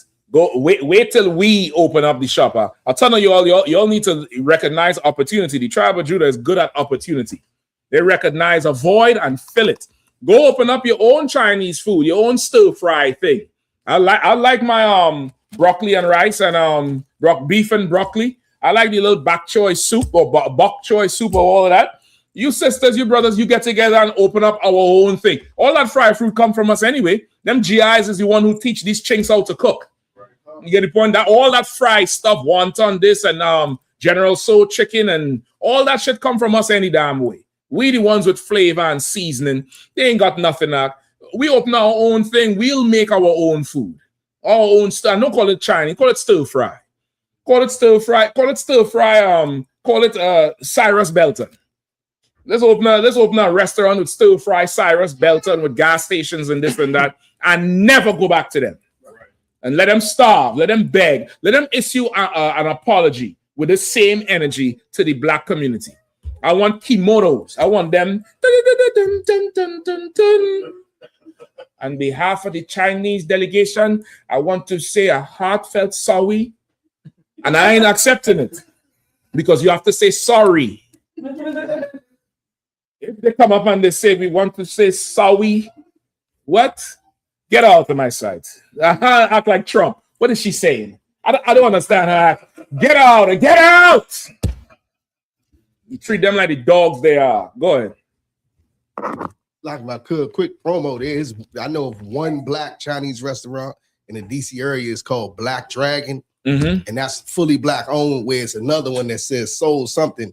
It's a brother who married a Mongoloid. Yeah, well, he had to stop. Salakia. I know all about the brotherhood. She can't get no benefit at this point. That nigga dead. That nigga dead in the ground, and this nigga walking free. Their marriage had I pray she's a whore. Salakia. He don't need her. Salakia. Don't nobody follow what I say that. Go ahead, Arawadi. I had told Captain Kazak Ahmad and Officer Shapat if I was ever become an established rapper, the name of my album would the look of the album cover would be those Somali and Ethiopian babies from the 80s that they used to show with the flies and the big bellies. Right. And the name of the album would be called Red Cross Rice. Listen now. So hold up. So why is it if I ever become an established rapper at this point? You in the UPK now or not? No. I know. I was just I was making fun of it, but okay. Well, just get it done.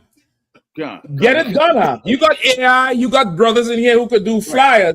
I need the album cover and at least the single off the album. You could finish the rest of the album by November. I don't do you like Suge Knight.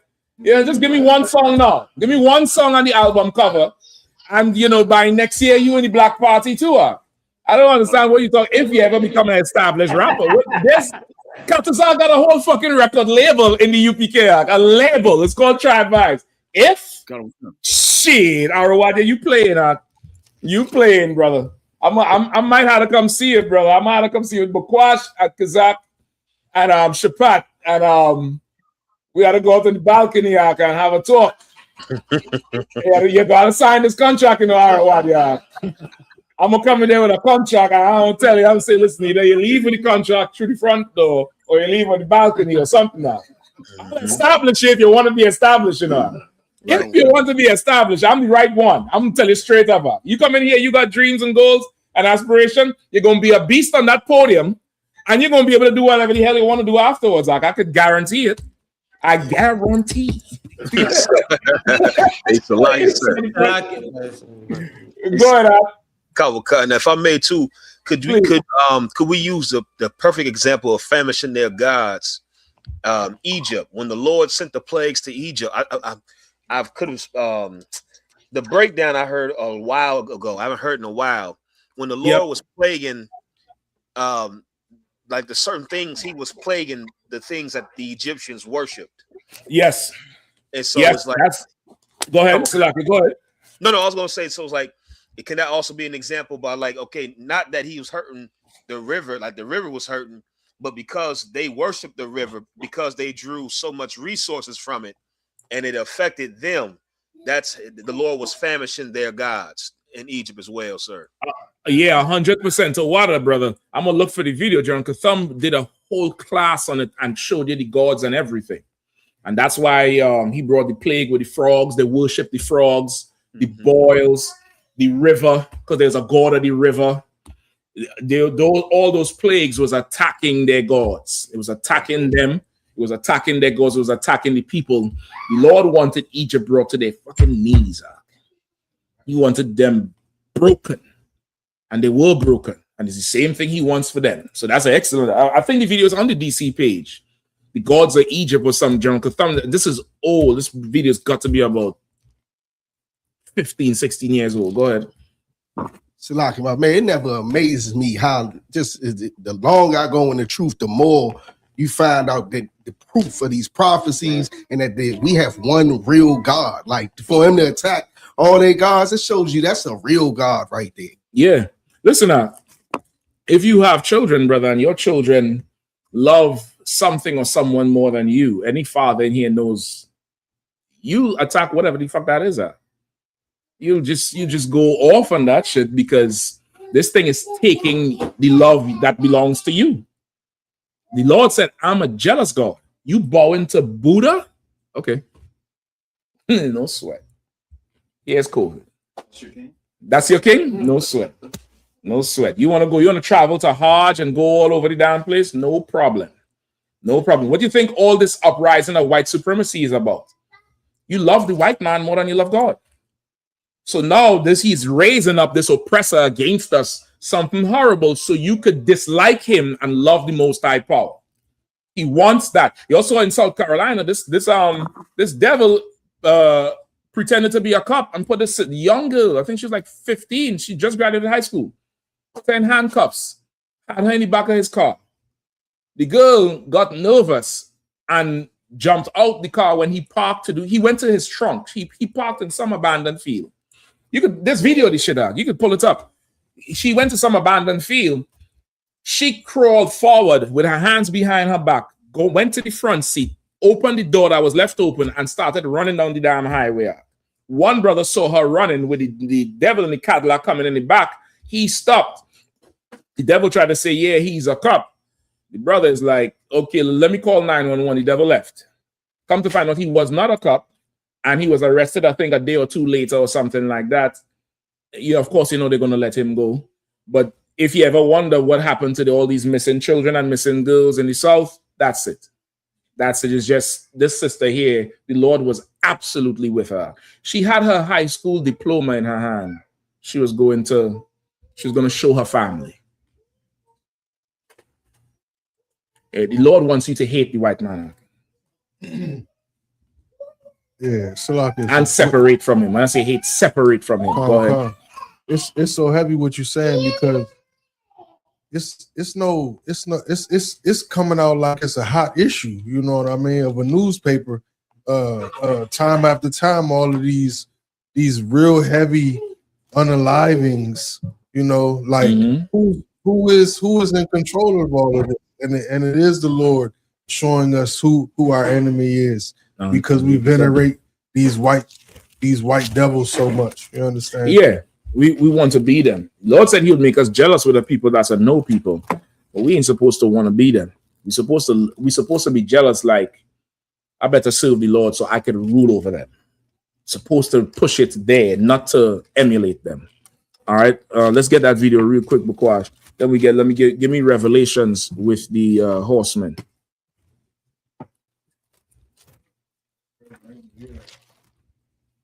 All right, you found the video? I'm most incorrect. Yeah, that's fine. Is it NBC? Yeah, that's fine. This is in South Carolina. South Carolina. Captain Nathan said, brother, you a nigga in South Carolina. An attempted kidnapping. You say you in absolute hell down there. You under the heel in South Carolina. Yeah, that's the one. Being caught on camera in South Carolina, a handcuffed woman running for her life down the road to get away from a guy she said was posing as a police officer. Yes, a key to the woman's escape, a truck driver who saw her being chased by a car. Channel 9's Evan Donovan is in studio with what led to the dramatic rescue. Evan? This happened in Aiken County, South Carolina, right on the state line with Georgia. And the way this woman escaped from the man in this car is truly like something out of a movie.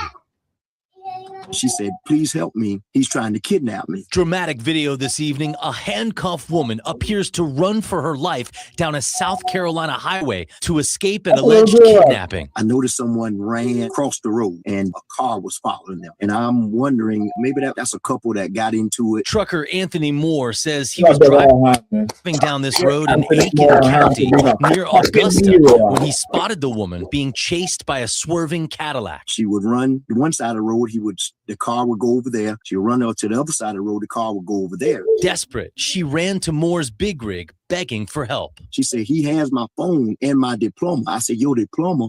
She said, yes, sir. She said, I just graduated yesterday. Moore says the young woman had been walking to her mother's home when the man approached her, claiming to be law enforcement, showing a fake badge and forcing her into his car in handcuffs. When he drove her to an isolated road and headed toward the trunk of his car, she saw her chance to escape. Despite being handcuffed behind her back, she told Moore she managed to wiggle herself across the back seat and out the driver's door. She ran. Then the man eventually got back in his car and pulled up to Moore's truck, claiming to be police. I thought it was strange that he's in a teal green Cadillac with a busted out window with plastic on the back of it. When a second driver stopped and called 911, the man sped away. Police later identified him as 39-year-old Jonathan Willard and arrested him the next day. Police say this is the guy they arrested, 39-year-old Jonathan Willard. I just checked 30 minutes ago. He was still in a South Carolina jail on no bond, charged with kidnapping and impersonating law enforcement. Erica? Imagine. Now, you tell me, did Cyrus Belton get any kind of fair trial? Did the other brother, Carmelo Anthony? It's like that going on. We have children missing all the time, especially in the South. That's where they're going. They say this is in South Carolina, close to the Georgia line. Georgia is another hellhole. Right. So, you know, these is predators, brother. Just like, you know, it's no change. Just like, you know, in the 50s, the 60s, in the 20s, in the 1800s, yes, a black woman walking by herself is open prey for a white man to just violate her. I keep forgetting the damn book, The 100 Years of Lynchings. I think it's in that book. Y'all could get that book. It's also in what happened? I think it's in this book here too. Tell All the Children Our Story. This is a very good book.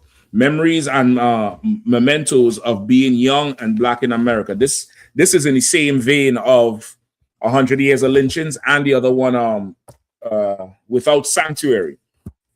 In this book, I'm gonna probably have to pass it to Shapat. Shapat, see if you could find it in here. You all know Captain Marquardt in Chicago, right? Give my Captain Marquardt a hand, right? For anybody who thinks we're far removed from slavery, I think he recently buried his grandmother. But his grandmother, she was interviewed by Commander Yahanna, I think 2019, 20, something like that. We had the cookout in Atlanta. And she was down there. And she is the daughter of one of the women in this story. And Captain Marquardt didn't know until this was a speaking, I believe I did in DC, bringing out the story from 100 Years of Lynchings. And it's this family that had a beef with these devils. And the I think the brother fled. The brother fled because he shot one of them. It was some sharecropper beef.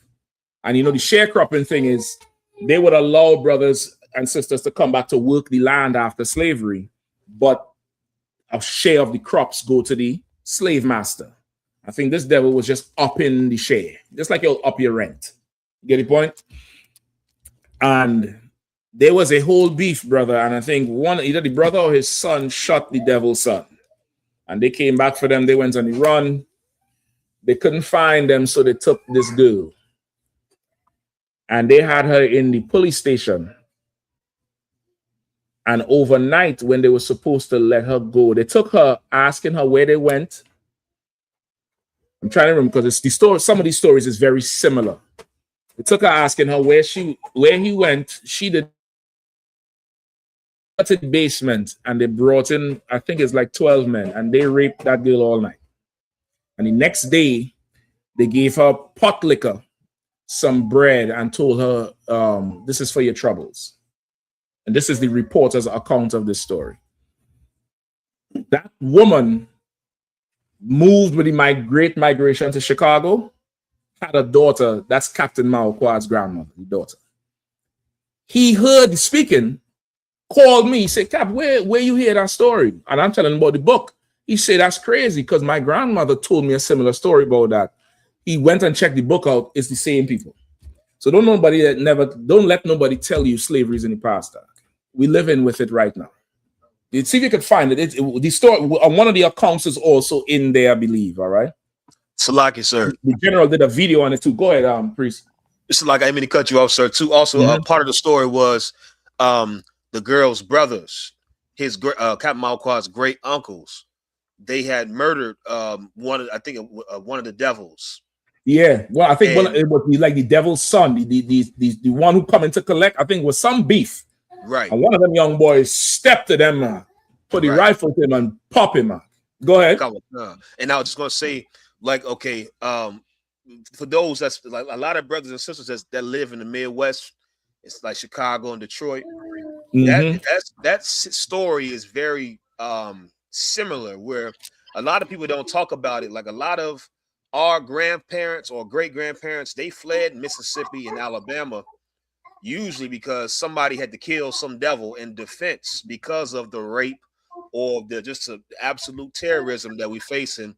You know, they fled to Chicago and restarted their lives.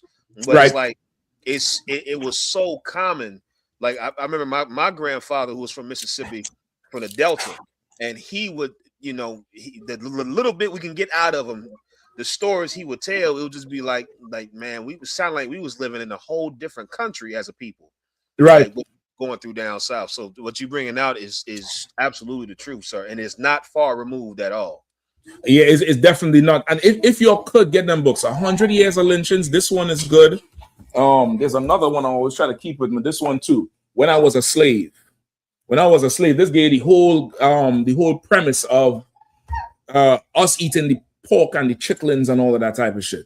John Thumb for sure put me onto this one, how we would work so hard during the day and they wouldn't really give us food. So the brothers would go hunt abominations at night.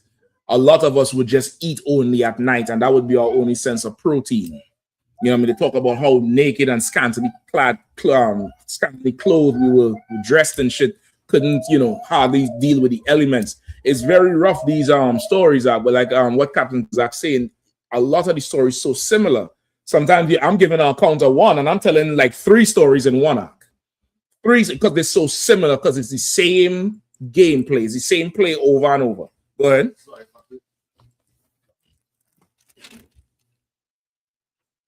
I ain't gonna put the brother all the way out, but there's a brother in DC that has a family member that had to migrate up to this region because of some situation like that. Listen, I think who's this head priest Aria, chief head priest Aria? I think that's how he came to New York. I think it was some shit like that. He came to New York, where because some situation, them sisters Venus and Serena Williams, their father. I think his whole move to the north was because he blowed some devil away, some KKK devil. You get the point? Like it's so common, and that's Make America Great Again. That's what they want back. They want the power to do to us with anything they want to do. What I would tell you is find the UPK. Right.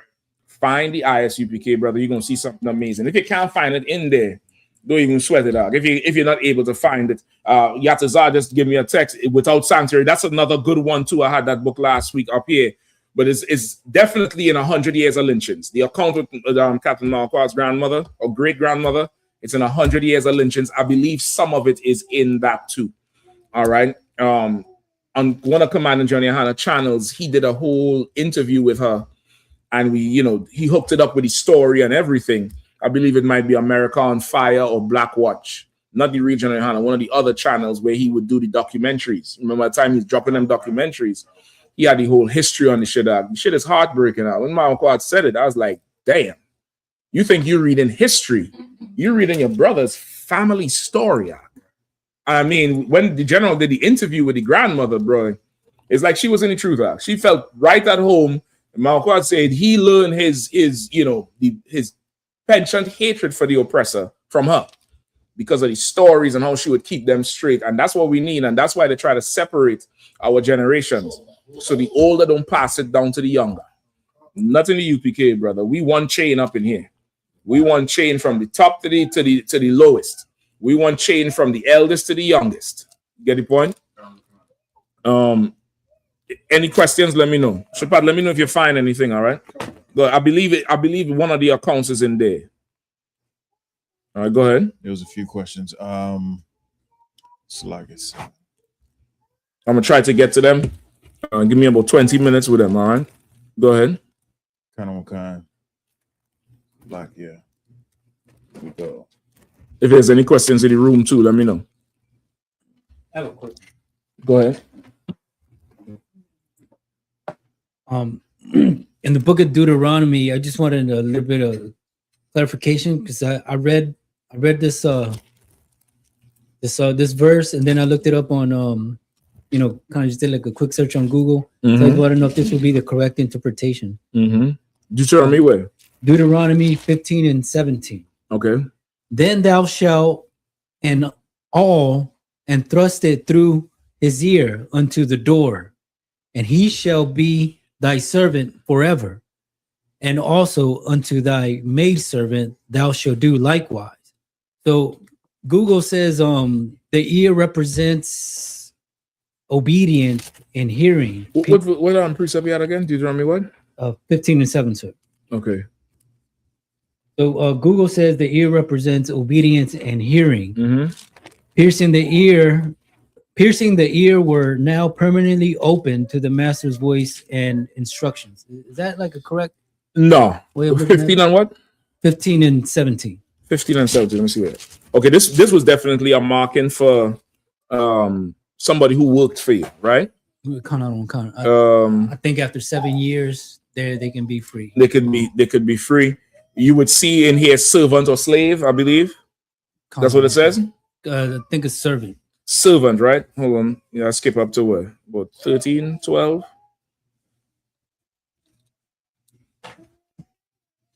Right, start at 12.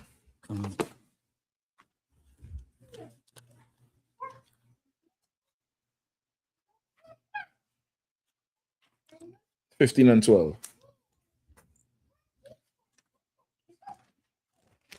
Right. Any more questions? I got it. Let me know when you're ready, Isaac. You ready? I have it. Go ahead. The book of Deuteronomy, chapter 15, verse 12. And if thy brother an Hebrew man or a Hebrew woman. Right. So of course that's who your brother is. That's a precept for who your brother is. A Hebrew man or a Hebrew woman. Your brother is not, the heathens. It's not the oppressor. It's not anything. This is one of many precepts of who your brother is. Who your neighbor is also is a Hebrew. Right. Go ahead. Be sold unto thee, and serve thee 6 years. Then in the 7th year thou shalt let him go free from thee. Right. So of course, you could, a brother or sister could be sold unto you. Now you might see this and say, well, damn, we had slaves. No, nigga. It's not in that context. What does it mean, sold unto you? It's definitely a transaction happening, but what does it mean? He was hired. He was hired. Okay, hired is definitely not this one. Hired is different. Go ahead, sis. I was gonna say, did a service or did something for you. That would be hired. Like you pay somebody to do something like build your ship. This one is different. Go ahead, Arwadia. It's just saying somebody's paying back a debt. That's what you want. Somebody who owes you a debt, right? Israel didn't have prisons like how America does. Like you'll never read precepts about a prison. A man could be put in stock, in bond, which is usually under a judge's house, or like the judge would have like a 2-story house or something. The lower part, he's there. He got to report back there at night, and then in the day he could go work off his debt. So you may have stole a goat, stole a cow, which is large bit of money. If you're into farming, it's a good bit of money. It's a few $1,000s. Depends on the cow. You may have broken something, harmed something. You need to help him out? Check with the brother there. Shapat. Check with the young brother, all right? Or Bukwash, either one. He may have stole something. He may have harmed something. He may have to work off the debt to repay it. It's so I think she got him out. You may have to work off the debt to repay whatever you owe. And to working off that debt is going to take some time. And you may be indebted to this person for a certain amount of time. They still have to work something off. Now they work for you. You might be indebted to somebody else. I'm giving you a scenario. You could sell that debt to this person. They're buying that debt off for you to cancel off your debt. You get the point? So now you bought this from somebody, or you got this from somebody, but this brother owes, he had to work it off. So we don't have prisons where a man just rotting in a cell, ruminating with, criminal elements, and there's no reformation. There's no way he could be back into society. You could come back into society. You never leave the society unless you break the laws where you get exiled. You get the point? So that would be this situation here. That's how a brother or a sister would have a servant who is a Hebrew. You get the point? You owe a debt or something. It's different from when you have somebody who is working for you. Somebody who is working for you is different. Or if you sign a contract, which usually comes from owing a debt. That's where it usually would come from. Other than that, it's a trade, service for goods, service for money. You understand? So this is the situation here. So now skip down to the punishment. This is a punishment, I believe. Give me 15. And thou shalt remember that thou wast a bondman in the land of Egypt, and the Lord thy God redeemed thee. Therefore, I command thee this thing today. Right? You got to remember, as you're dealing with your people, you yourself was a slave or a servant in Egypt. You get the point? We served in Egypt. We out of Egypt now, but the Lord came and redeemed us. So you can't just hold these people indefinitely, which is why the Lord said the heathen forwarded our affliction. They were supposed to let us go. We're supposed to be let go with a certain amount of bread and land and to be left alone to build up. That's what's supposed to happen after this slavery. But this oppressor, like the Bible says, is drunk with the blood of the saints. We were such good servants there, Mark. You know what? I ain't letting you all go. I ain't letting you. Everybody loved that movie, Shawshank Redemption. You all feel sorry for that white accountant, eh? I feel sorry for him, I ain't feeling sorry for nothing.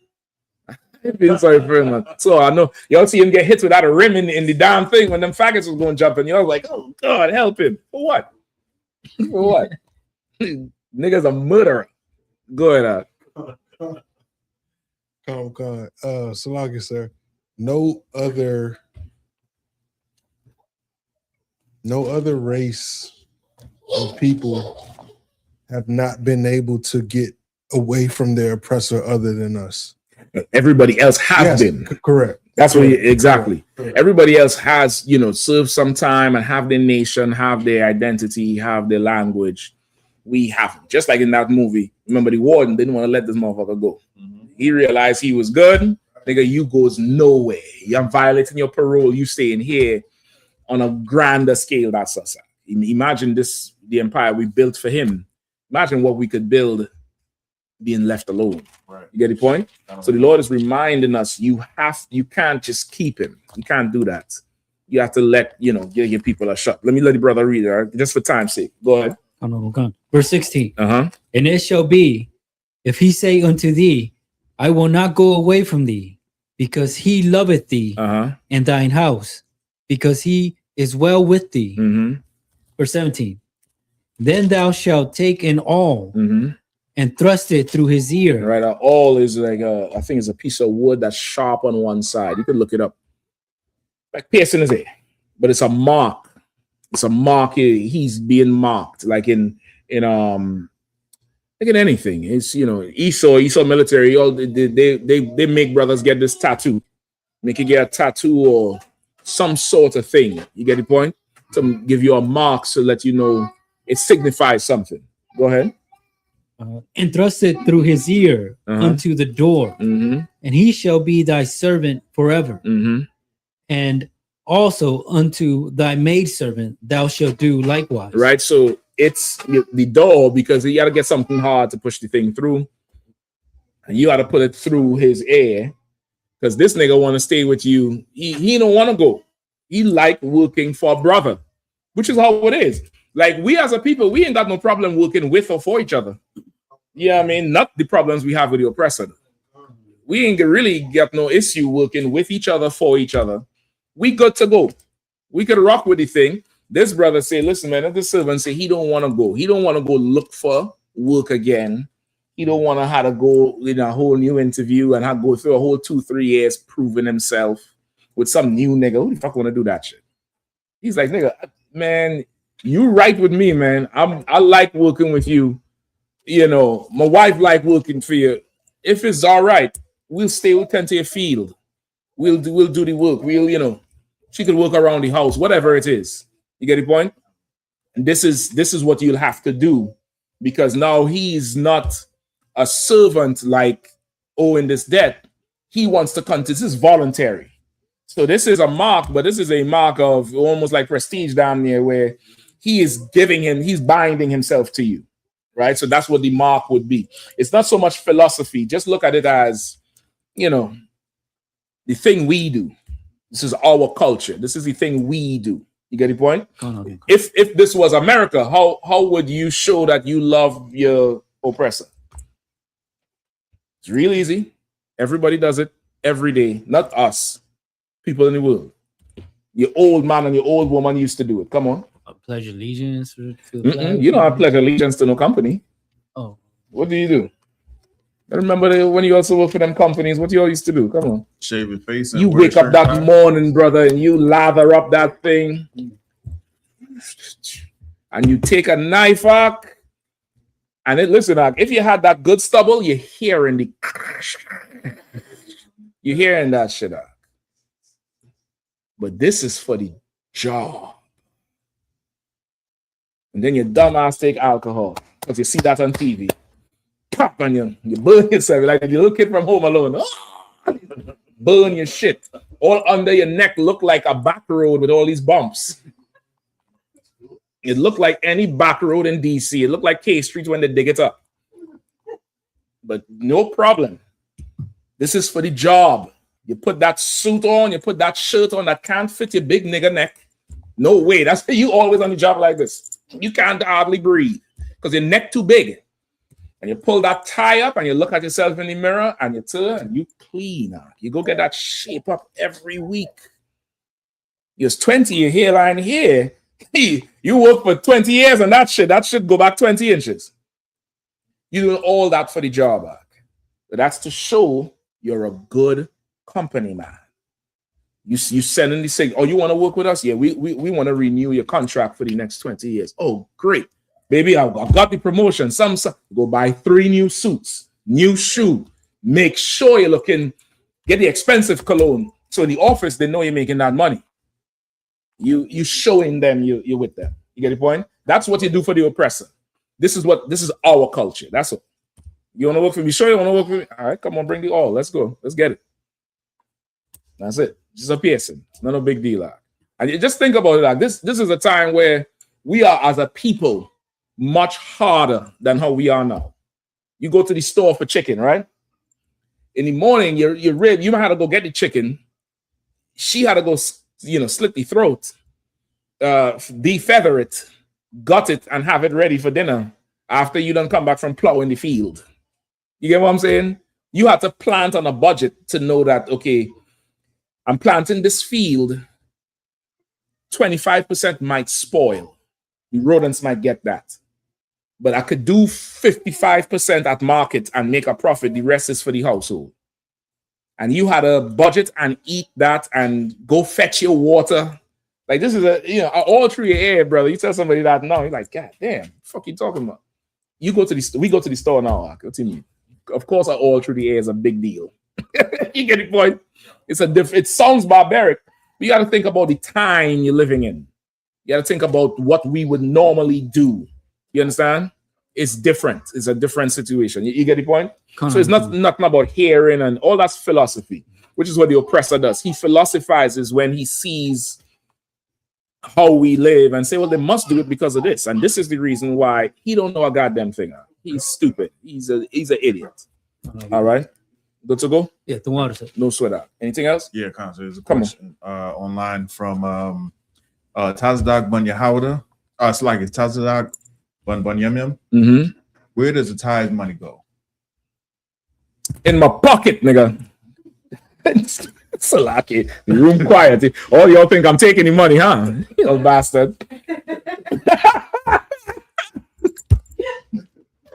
Oh, y'all think that nigga, he's spending that motherfucker. What the fuck if I am? God damn it. Shit. No, I don't take no tithe money, brother. At all. Okay.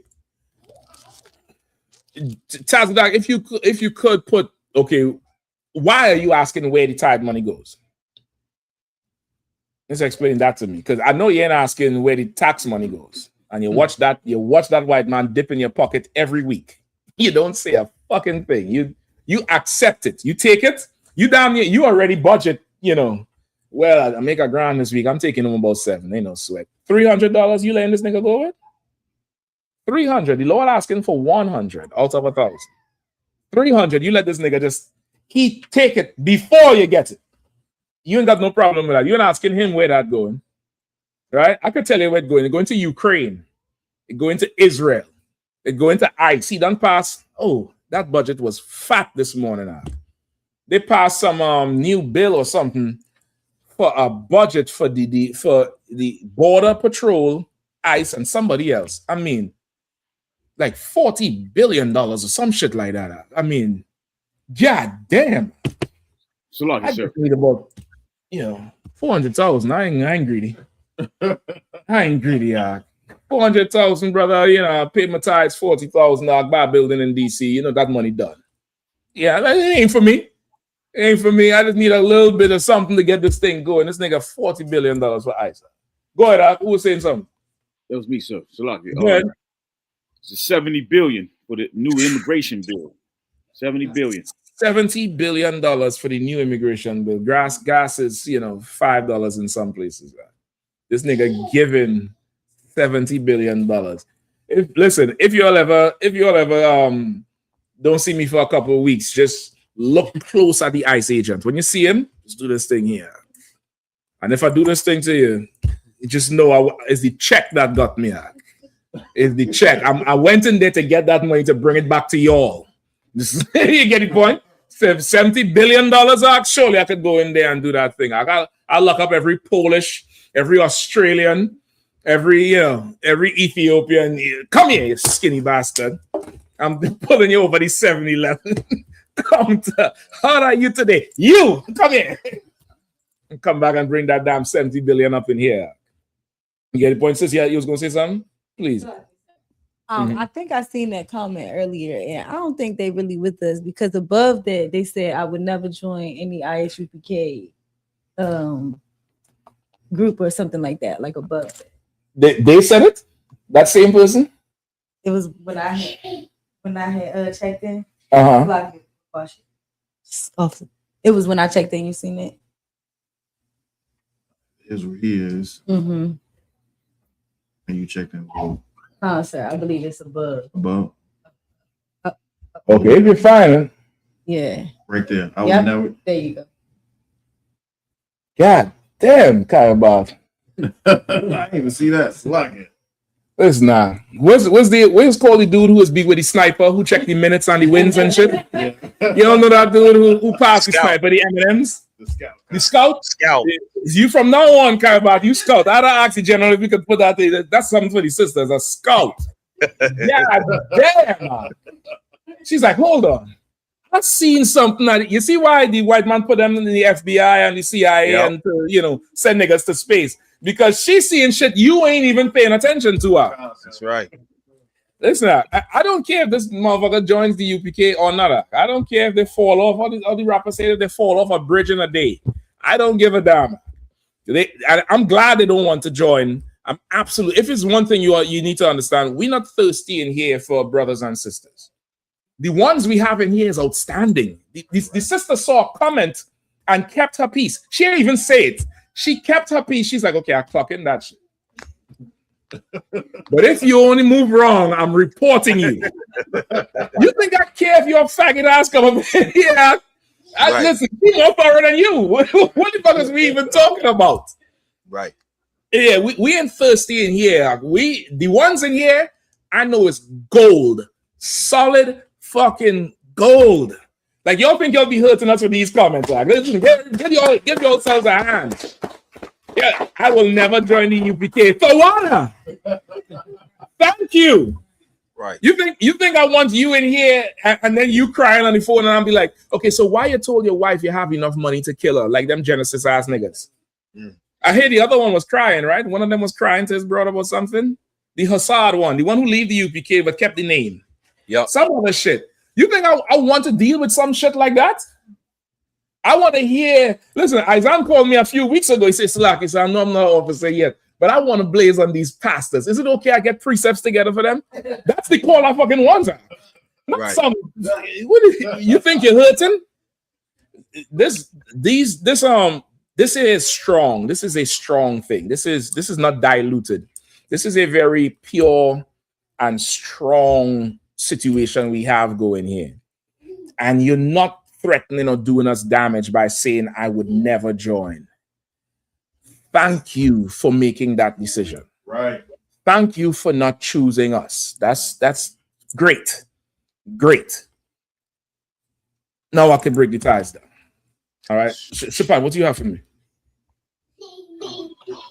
I'm still looking on it. So many accounts is trying to. Oh yeah, it ain't no so you might can find it, but go ahead. But if I could, when I hear people even just mention tithes, I already know 9 out of 10 they wouldn't pay the tithes if I showed them in the Bible and told them where it's going anyway. They don't want to pay tithes. You know what I'm saying? They weaker than even Christians because it's so many Christians that know their pastor want a jet.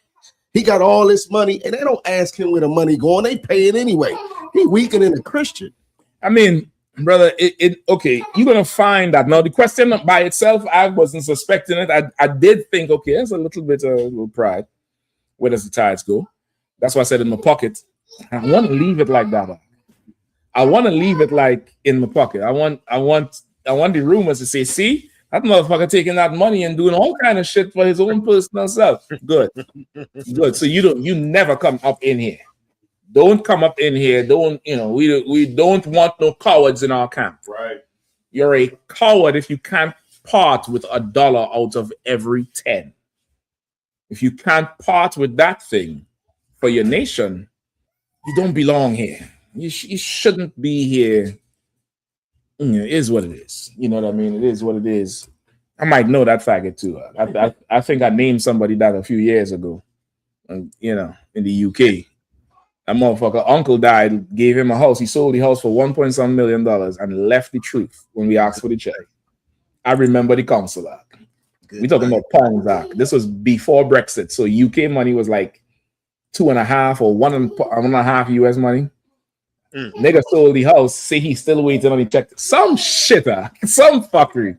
I was like, listen, leave this nigga alone. Leave him alone. He's a bastard. It might be him. I hope you're broke now, bastard. I hope you got more money now on your homeless, you bitch. Hey, Salaki, sir. Please, You know he watching us, so that money gone. he back watching us, so you know that money gone. The laptop probably on the ground right now. He probably do the Denzel thing. He's trying to. He probably got a picture of the whole UK camp. He's like fucking Mashak. You did this to me. Right. Hey, Salaki, he on the McDonald's Wi-Fi right now.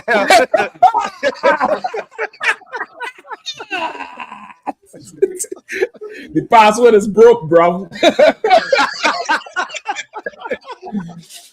All right, let's break down this thing real quick. All right, and then somebody get me the horsemen and revelations if you could. All right, give me tithes. Give me my tithes precept to fear the Lord. Give me the one that says 10% of all the increase in earnings. Any one of those is fine. All right. Okay, so the question in itself, for anybody who's wondering, because the question came up, I do know unfortunately, a lot of our people are carnal bastards. Carnal as could fucking be. Right? First, give me where you lay your treasure. Give me that first.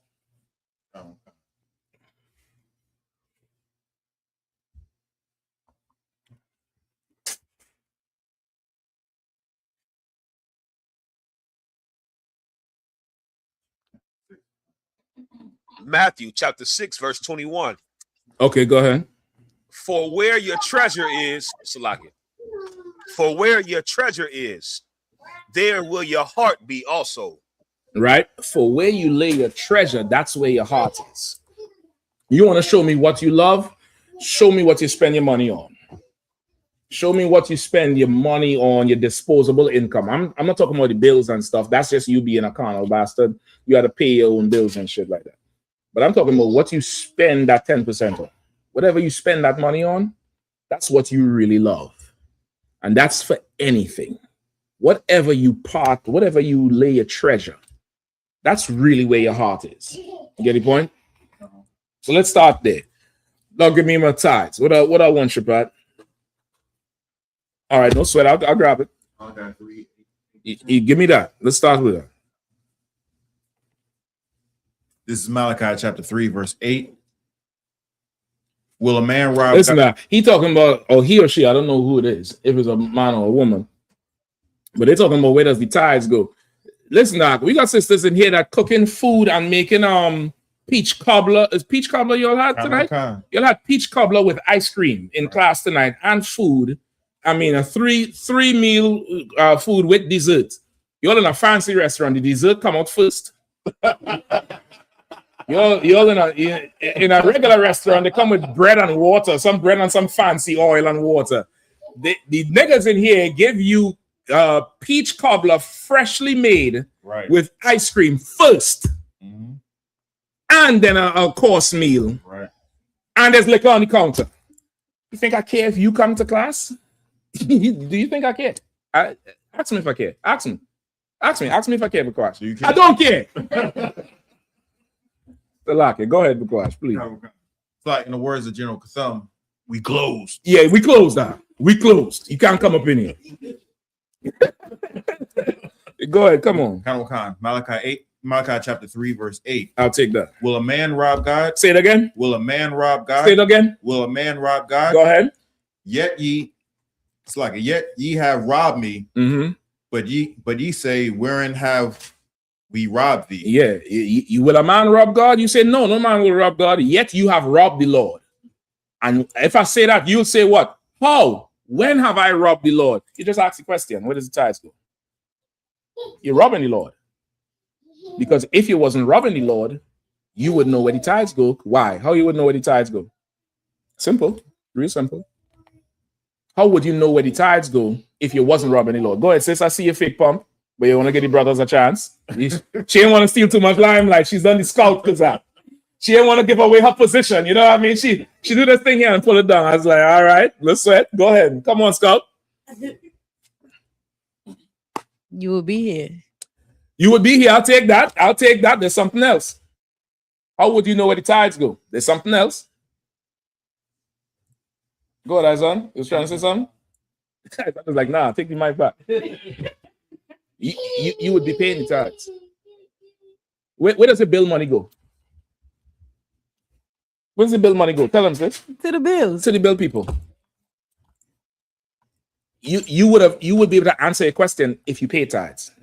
Because you would know where it's going. If you pay them, some of y'all have y'all know the clerk on the other side of the counter when you go pay the gas bill or the electric bill or the Western Union. Western Union, I think they pay some bills for people. You going, oh, Tom, same thing again today? Gas? All right, no problem. You have a relationship with the clerk. You know where that money going, but you're asking about this shit? Where does the weed money go? Where the weed money? Where does that go? Where does the pills? Where the Percocet money go? Where does the what's the cheap beer brothers drink? 211? Where's the 211 money go? Huh? Where that's how money go? Huh? Where does the strip club money go? Ooh, now we getting technical. Where's the OnlyFans money go? You funding an entrepreneur. Where does that money go? I know you know where that's going. I don't know, but I know where my tithes going though. All right, give me some more. Come on, Bukash, please. I was at a rural farm yesterday. Come on. And I saw a Bentley pull up. Damn. And it was a sister that got out. I was like, yeah, she OnlyFans. It's got to be. I just saw how the way when she. I mean, so like it's rough. It's rough that we come to those conclusions when we see our people doing well. But the Chinese say, come on, Belton had a gun act, and he didn't have no gun. That bitch driving a Bentley act. I mean. What is she? She's an engineer? No. You weren't no engineer? No, she wasn't. No, she wasn't. No, she wasn't. Now. Unless that's one of them WNBA girls. And from what I hear, they can't afford that anyway. They're not getting paid that much. Right. Yeah, the point is there's only one place you getting that shit. From a rich husband who's usually a white man. Or that other thing. Anyway, let's go up. Time going. Give me some more Malachi. In tithes and offerings. Ye are cursed with a curse. Right, you read it again from the top, just because it's split. Verse 8. Will a man rob God? Let me know too if the fool is replying.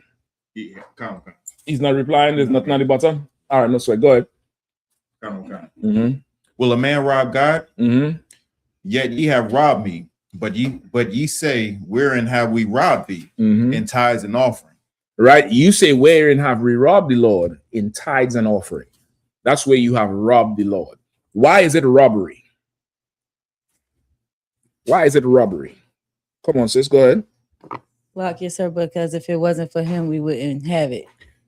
Thank you. Bringing it all the way home. Give her a hand. That's right. It's robbery because you're receiving something from the Lord.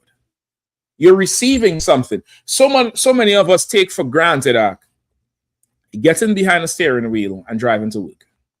You know, much people do not make it to work. Some fool died yesterday in Virginia. Just plowed into the back of a school bus or some shit. Plowed into him? Yeah. No, hold on. The school bus? That was a chink driving it. You see them chinks murdering people all over the place. Some chink murdered some people on there by Stafford about 2 weeks ago, right? But okay, that's a different one. Watch his head by the table, please, all right? But I think yesterday some guy drove into a school bus or something and died yesterday evening. Or a school bus drove into him. Oh yeah, this one was yesterday evening. So many people are just get behind a steering wheel and don't make it. They don't make it. Houses burning down damn near every weekend. Just you opening your eyes the next morning is a gift from the Lord. It's mercy from the Lord because you don't deserve to be alive. You really don't. None of us do. The shit we did in the past, Doc, we don't deserve to be here. You know the shit you get put to death for? Missing a Passover. You miss one, you have to leave. You can't be in Israel no more. Watch his head, huh? You can't be in Israel no more. You got to leave out. You gone. We now getting mercy from the Lord to come on back. So many people have kids. And any sister, any brother who would tell you who is in the stage of the pregnancy, you want the rib to get out and exercise and get fresh air so her blood flowing. You want her to eat right. You want her to take them prenatal vitamins. Because in your mind, what are you focused on? What are you fully focused on? The health. The health of that child. In slavery, we had the biggest, strongest babies. Did we have a health plan? Maybe you just need the Lord to be with you. And so many of us in so many situations have healthy children. No afflictions, none. None. You don't have exorbitant doctor bills, nowhere. You mightn't be rich. You might have to let bills get paid the second month. But you have health, you have strength. And tithes is 10% of anything. So which means if you have $10, you're fucking questioning me over $1. If $1 breaks you, you need more help than you think. And $1 ain't gonna break you. $1 on every 10. We're talking about 10 cents on every dollar for your healthy child. For when you go to sleep at night, nobody kicks in your door and robs you and hog ties your wife or rapes her. For just, going and coming, leaving, for all our going out and all our coming in, like that prayer in 2 Samuel. You want the Lord to be with you. When you was in the employment line or online in Indeed, do people still use Indeed? Not Indeed. What's the other one they use? Not Indeed. There's another popular one. LinkedIn. That's the motherfucker right there. So lucky. You all know I'm out of it. I work for Commander Yahanna, man. So fuck, right. Fuck your broke ass niggas trying to get a job. That's lucky. I mean, that's the truth. But you on there, and as you filling out the resume and you get a call back, and you going for the interview, what are you doing in the car? Praising the Lord. You're praying. You asking the Lord, Lord, please let them give me this. Lord, I promise I'm going to do better. If I could just get this job, I'll get my life together. You're praying more than you mother fucking Teresa. You get the job. You hear the brothers say 10% must come in. Well, where does the tithes go? I'll tell you where it should go. You need to lose the job and then ask the question. You wouldn't ask the question because you have no income. They'll be asking, can you all pray for me? No, don't ask me that. Don't ask me that. I pray not for the world. I pray for the ones who belong to the Lord, who the Lord have given me, for they are thine and they are mine. And you know how the scripture go. I'm praying for you to get out of slavery. I'm praying for you to be dry, nigga. Come up to the camp with your problems, and I'll be happy to help you there. But I'm not praying for your success. I pray your business fails. I pray it fails. I pray it fails, Zach. You see, that's why I don't join the UPK. You're all hateful. Good. Because you questioning where the tithes go, you praying that my business fails. Oh, you see how it is now? You see how that thing turned around now? You don't ask nobody else that shit. Where does all that Jordan money go for them $3 Jordans you're wearing? Because that's what it costs to make. Where does the rest of the $247 go? You don't ask that shit because you love them Jordans and you see value in it. But niggas who's reading from the Bible, who teaching you about the Lord and how to change your life, you don't see value in that. So you question it. No problem, dummy. I'll answer the question. And please come tell me when you lose the job. Please. All right. Bukwash, what we have? You want to keep going, sir? Is there more on that one? Write down that one that he has. Write down that one that he has. Malachi. Verse 10. Mm-hmm. Or to finish verse 9. Ye are cursed with a curse, for ye have robbed me. Even this ye are what? Nation. Ye have robbed me. Ye are cursed with a curse. Ye are punished with a punishment. That's what curse with a curse means. So when I say, I hope you lose the job, y'all thought I was just, being evil, right? Malachi said it. What you mad at me for? Ye are cursed with a curse. You're robbing the Lord. Go ahead. For ye have robbed me, even this whole nation. Even what? Even this whole nation. You're robbing the nation by not splitting that 10% off. You're robbing the nation. Dummy. Simpleton. For anybody who is genuinely asking the question, this is not for you. This is a response to that idiot. You get the point? That's what this is. This is a response to that idiot. Anybody who's genuinely asking the question, you just listen to the breakdown. But this idiot here, I'm responding to him. I want him on the breadline by July. Keep going. Verse 10. Bring ye all the tithes into the storehouse. Into what? Into the storehouse. Into what? The storehouse. Bring your tithes here. This is the storehouse. This is where we're storing up and gearing up. Raising the dead, Ark.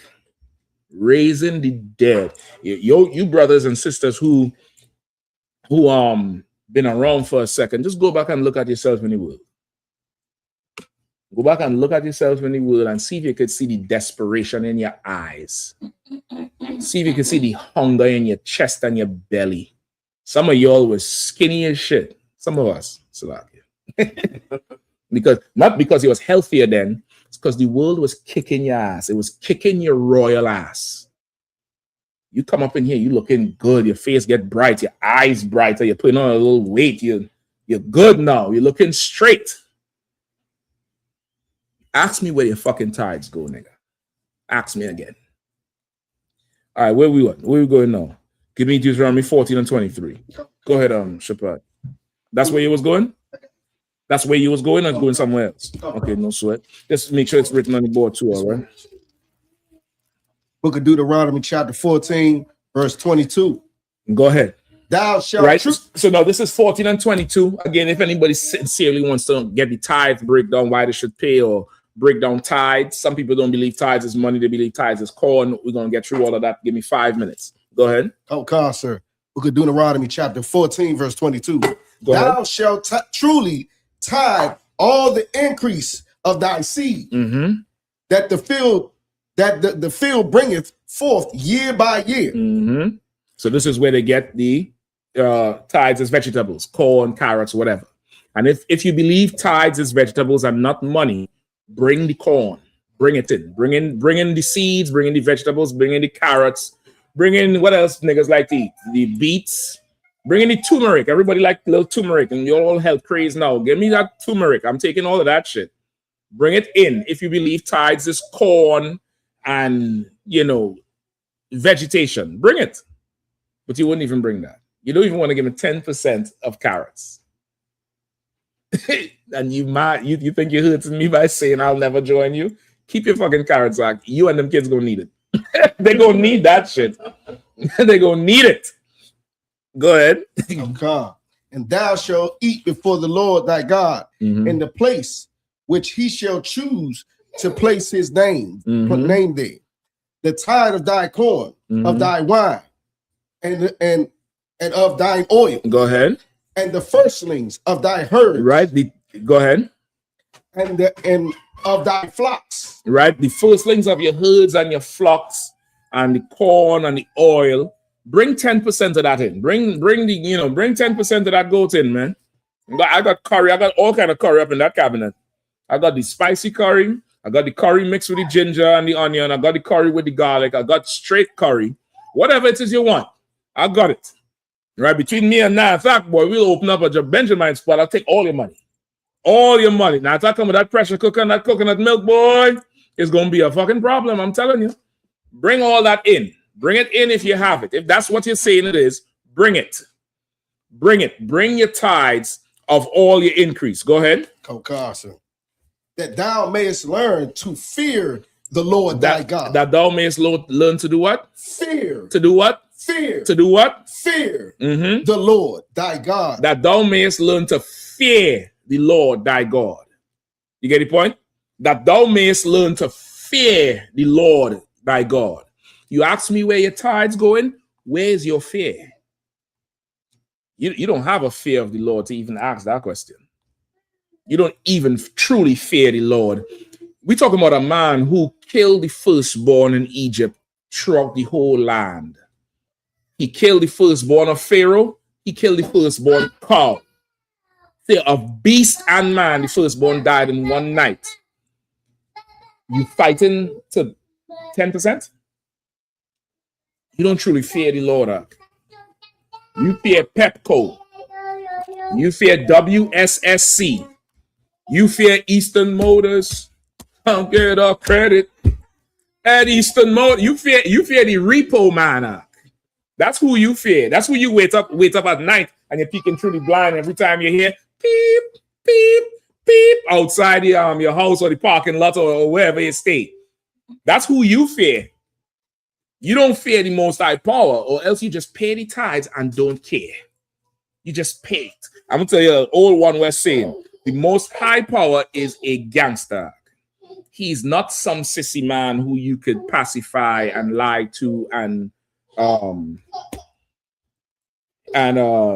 patronize. He's a gangster. Now, if a gangster wants you to pay 10%, you'll pay the 10% and you'll just be happy he leaves you to fuck alone. Right or wrong? All right, then. Just pay the 10%. Just pay the 10%. Because if he has to show you where it goes, you might not come back from it. It goes in a pit, nigga, and gets burnt. Happy? It goes in a pit and gets burnt. It gets destroyed. Paying tithes is one purpose and one purpose only. To show that you truly fear the Lord. That's it. That's what's written in the Bible. Now, if you have a problem with that, you don't believe in God, you hate God, and you don't need to be in here. And we're fine without your 10%. You will not be fine with your 10%. I guarantee it. I haven't been around long, but I've been around long enough to see, we have a saying in the Caribbean, so I will tell you. I've seen better cocks than you crow up. I've seen that. I've seen better jackasses bray. I've seen it. I've seen people who thought tithes wasn't important, and then calamity comes, and they're calling, and they need help. And then I call, and this brother or sister need help, so they're asking for XYZ. Are they paying any tithes?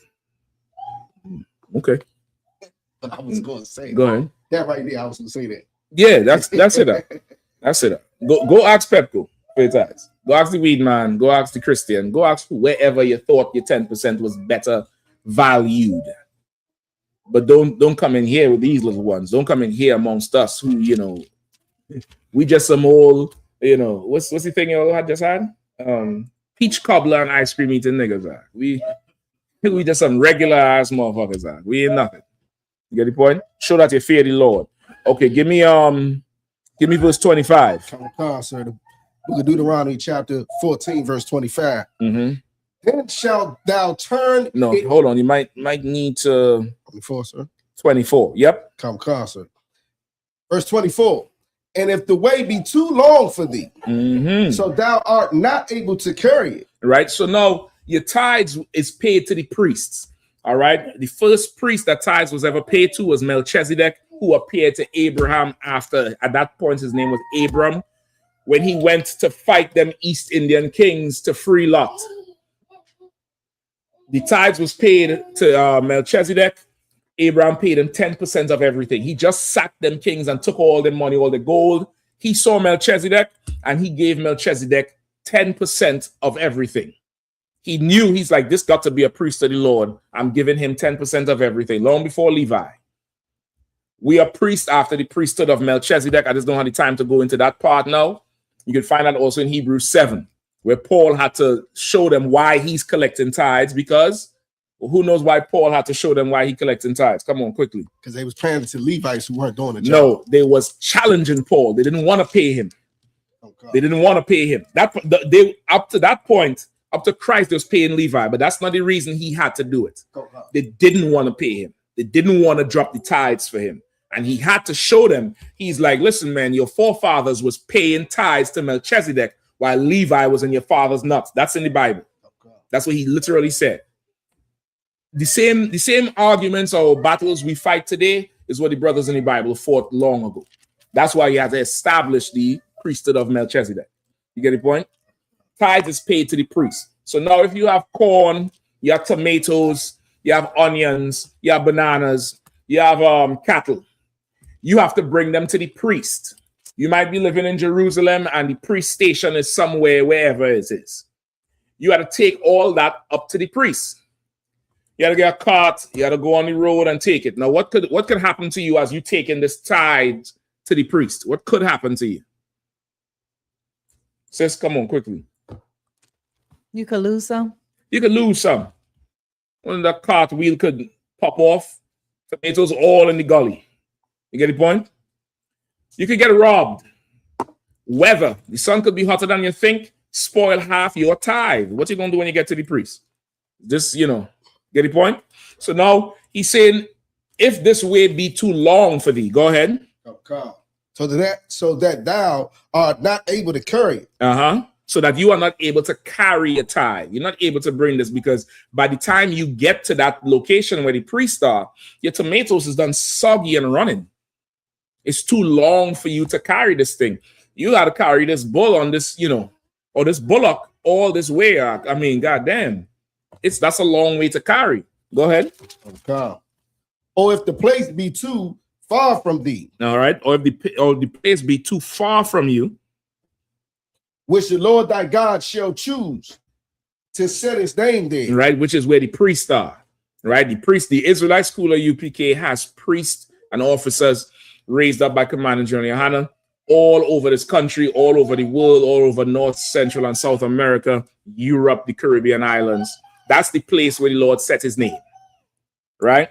If the way be too long for you to take this crop and take this corn, and it's just too much to bring, go ahead. Okay. When the Lord thy God hath blessed thee, then hold on, where you at? Verse 24. Verse 24. I just finished. Read that last part again. When the Lord had blessed thee. When the Lord thy God hath blessed thee. When the Lord has blessed you. Remember, the Lord has blessed you. The Lord done gave you an increase. The Lord done gave you something now. Go ahead. No sweat.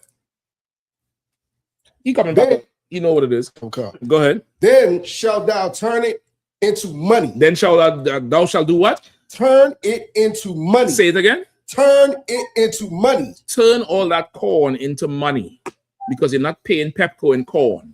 You're not paying the water bill in corn. You're not paying your car note in corn and crop.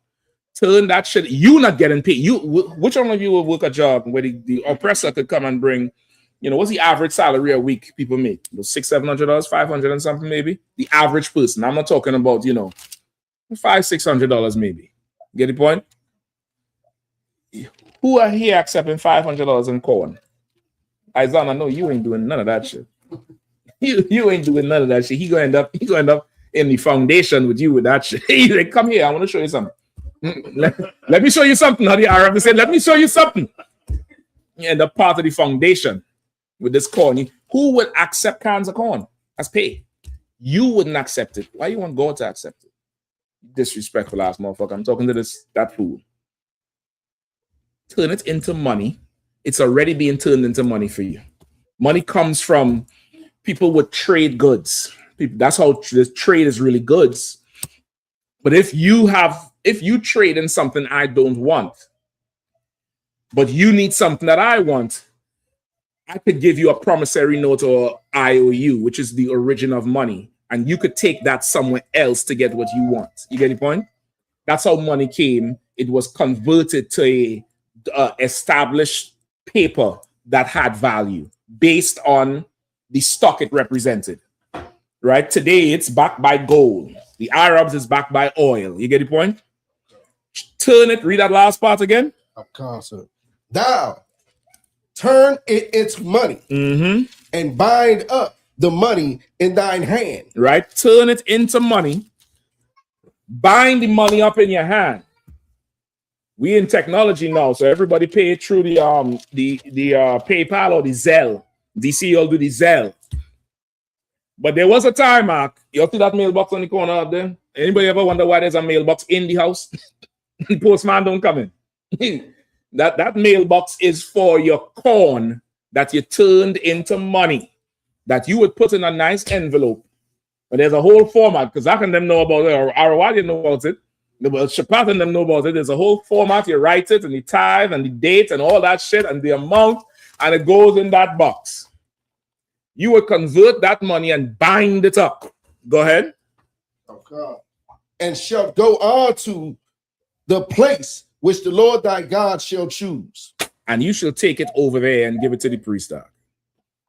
That's where your tithes should go. That's the purpose of paying your tithes, is to show you fear the Lord. And don't worry about where the money goes or what's done with the money. Who cares? It's to buy a yacht that you will never see or ride or be invited on. It's to buy a big boat. A big effing boat. Huge. Big ass yacht with jet skis and a helicopter landing. And just dream about it. Because you'll never get to see it. The boat with tires. Come on. So not only do you have this boat with tires, you also have a helicopter. Well, I don't have the helicopter. I'm just building a helicopter pad to flex. You get the point? That's just for Instagram. That's the fool the hose. That's the fool the hose. You know, I got a helicopter. It's coming just now. Stand there and wait. So while they wait, entertain me so I could spend some of this tithe money on your ass. That's where the tide's going, nigga. Right? I hope I helped you all out tonight. So convert that coin because I got this boat to buy. I gotta go see a man about a boat. With that, pass the class over the precinct officer Shapata.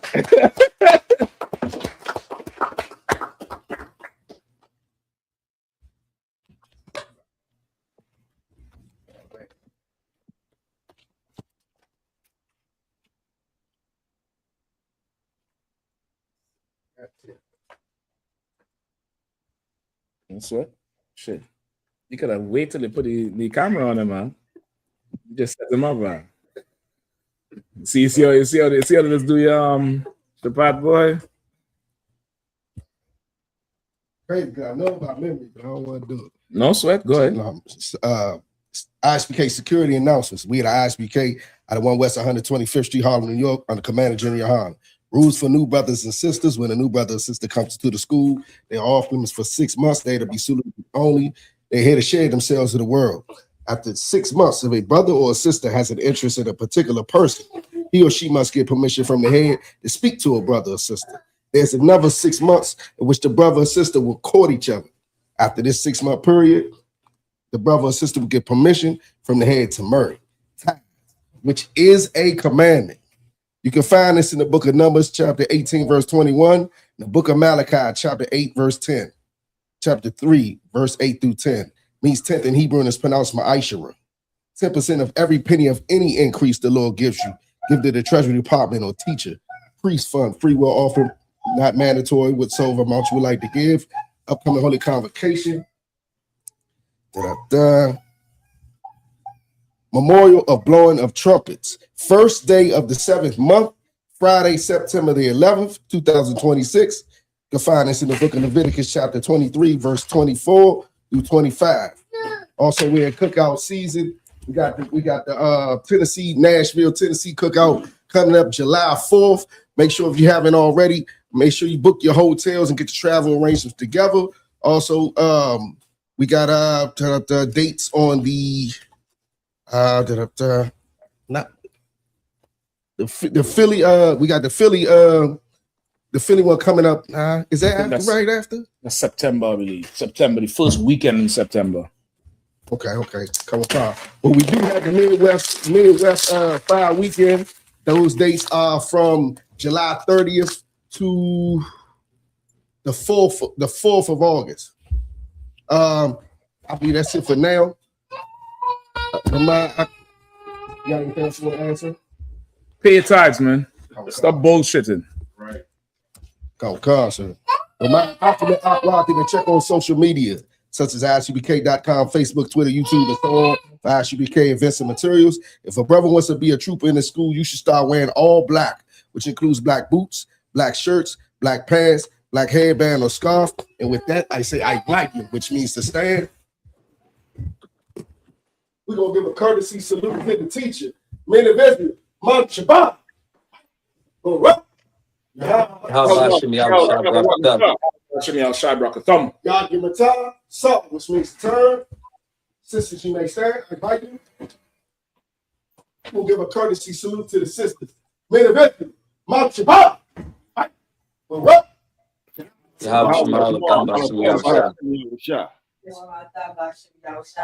give him a time, class dismissed.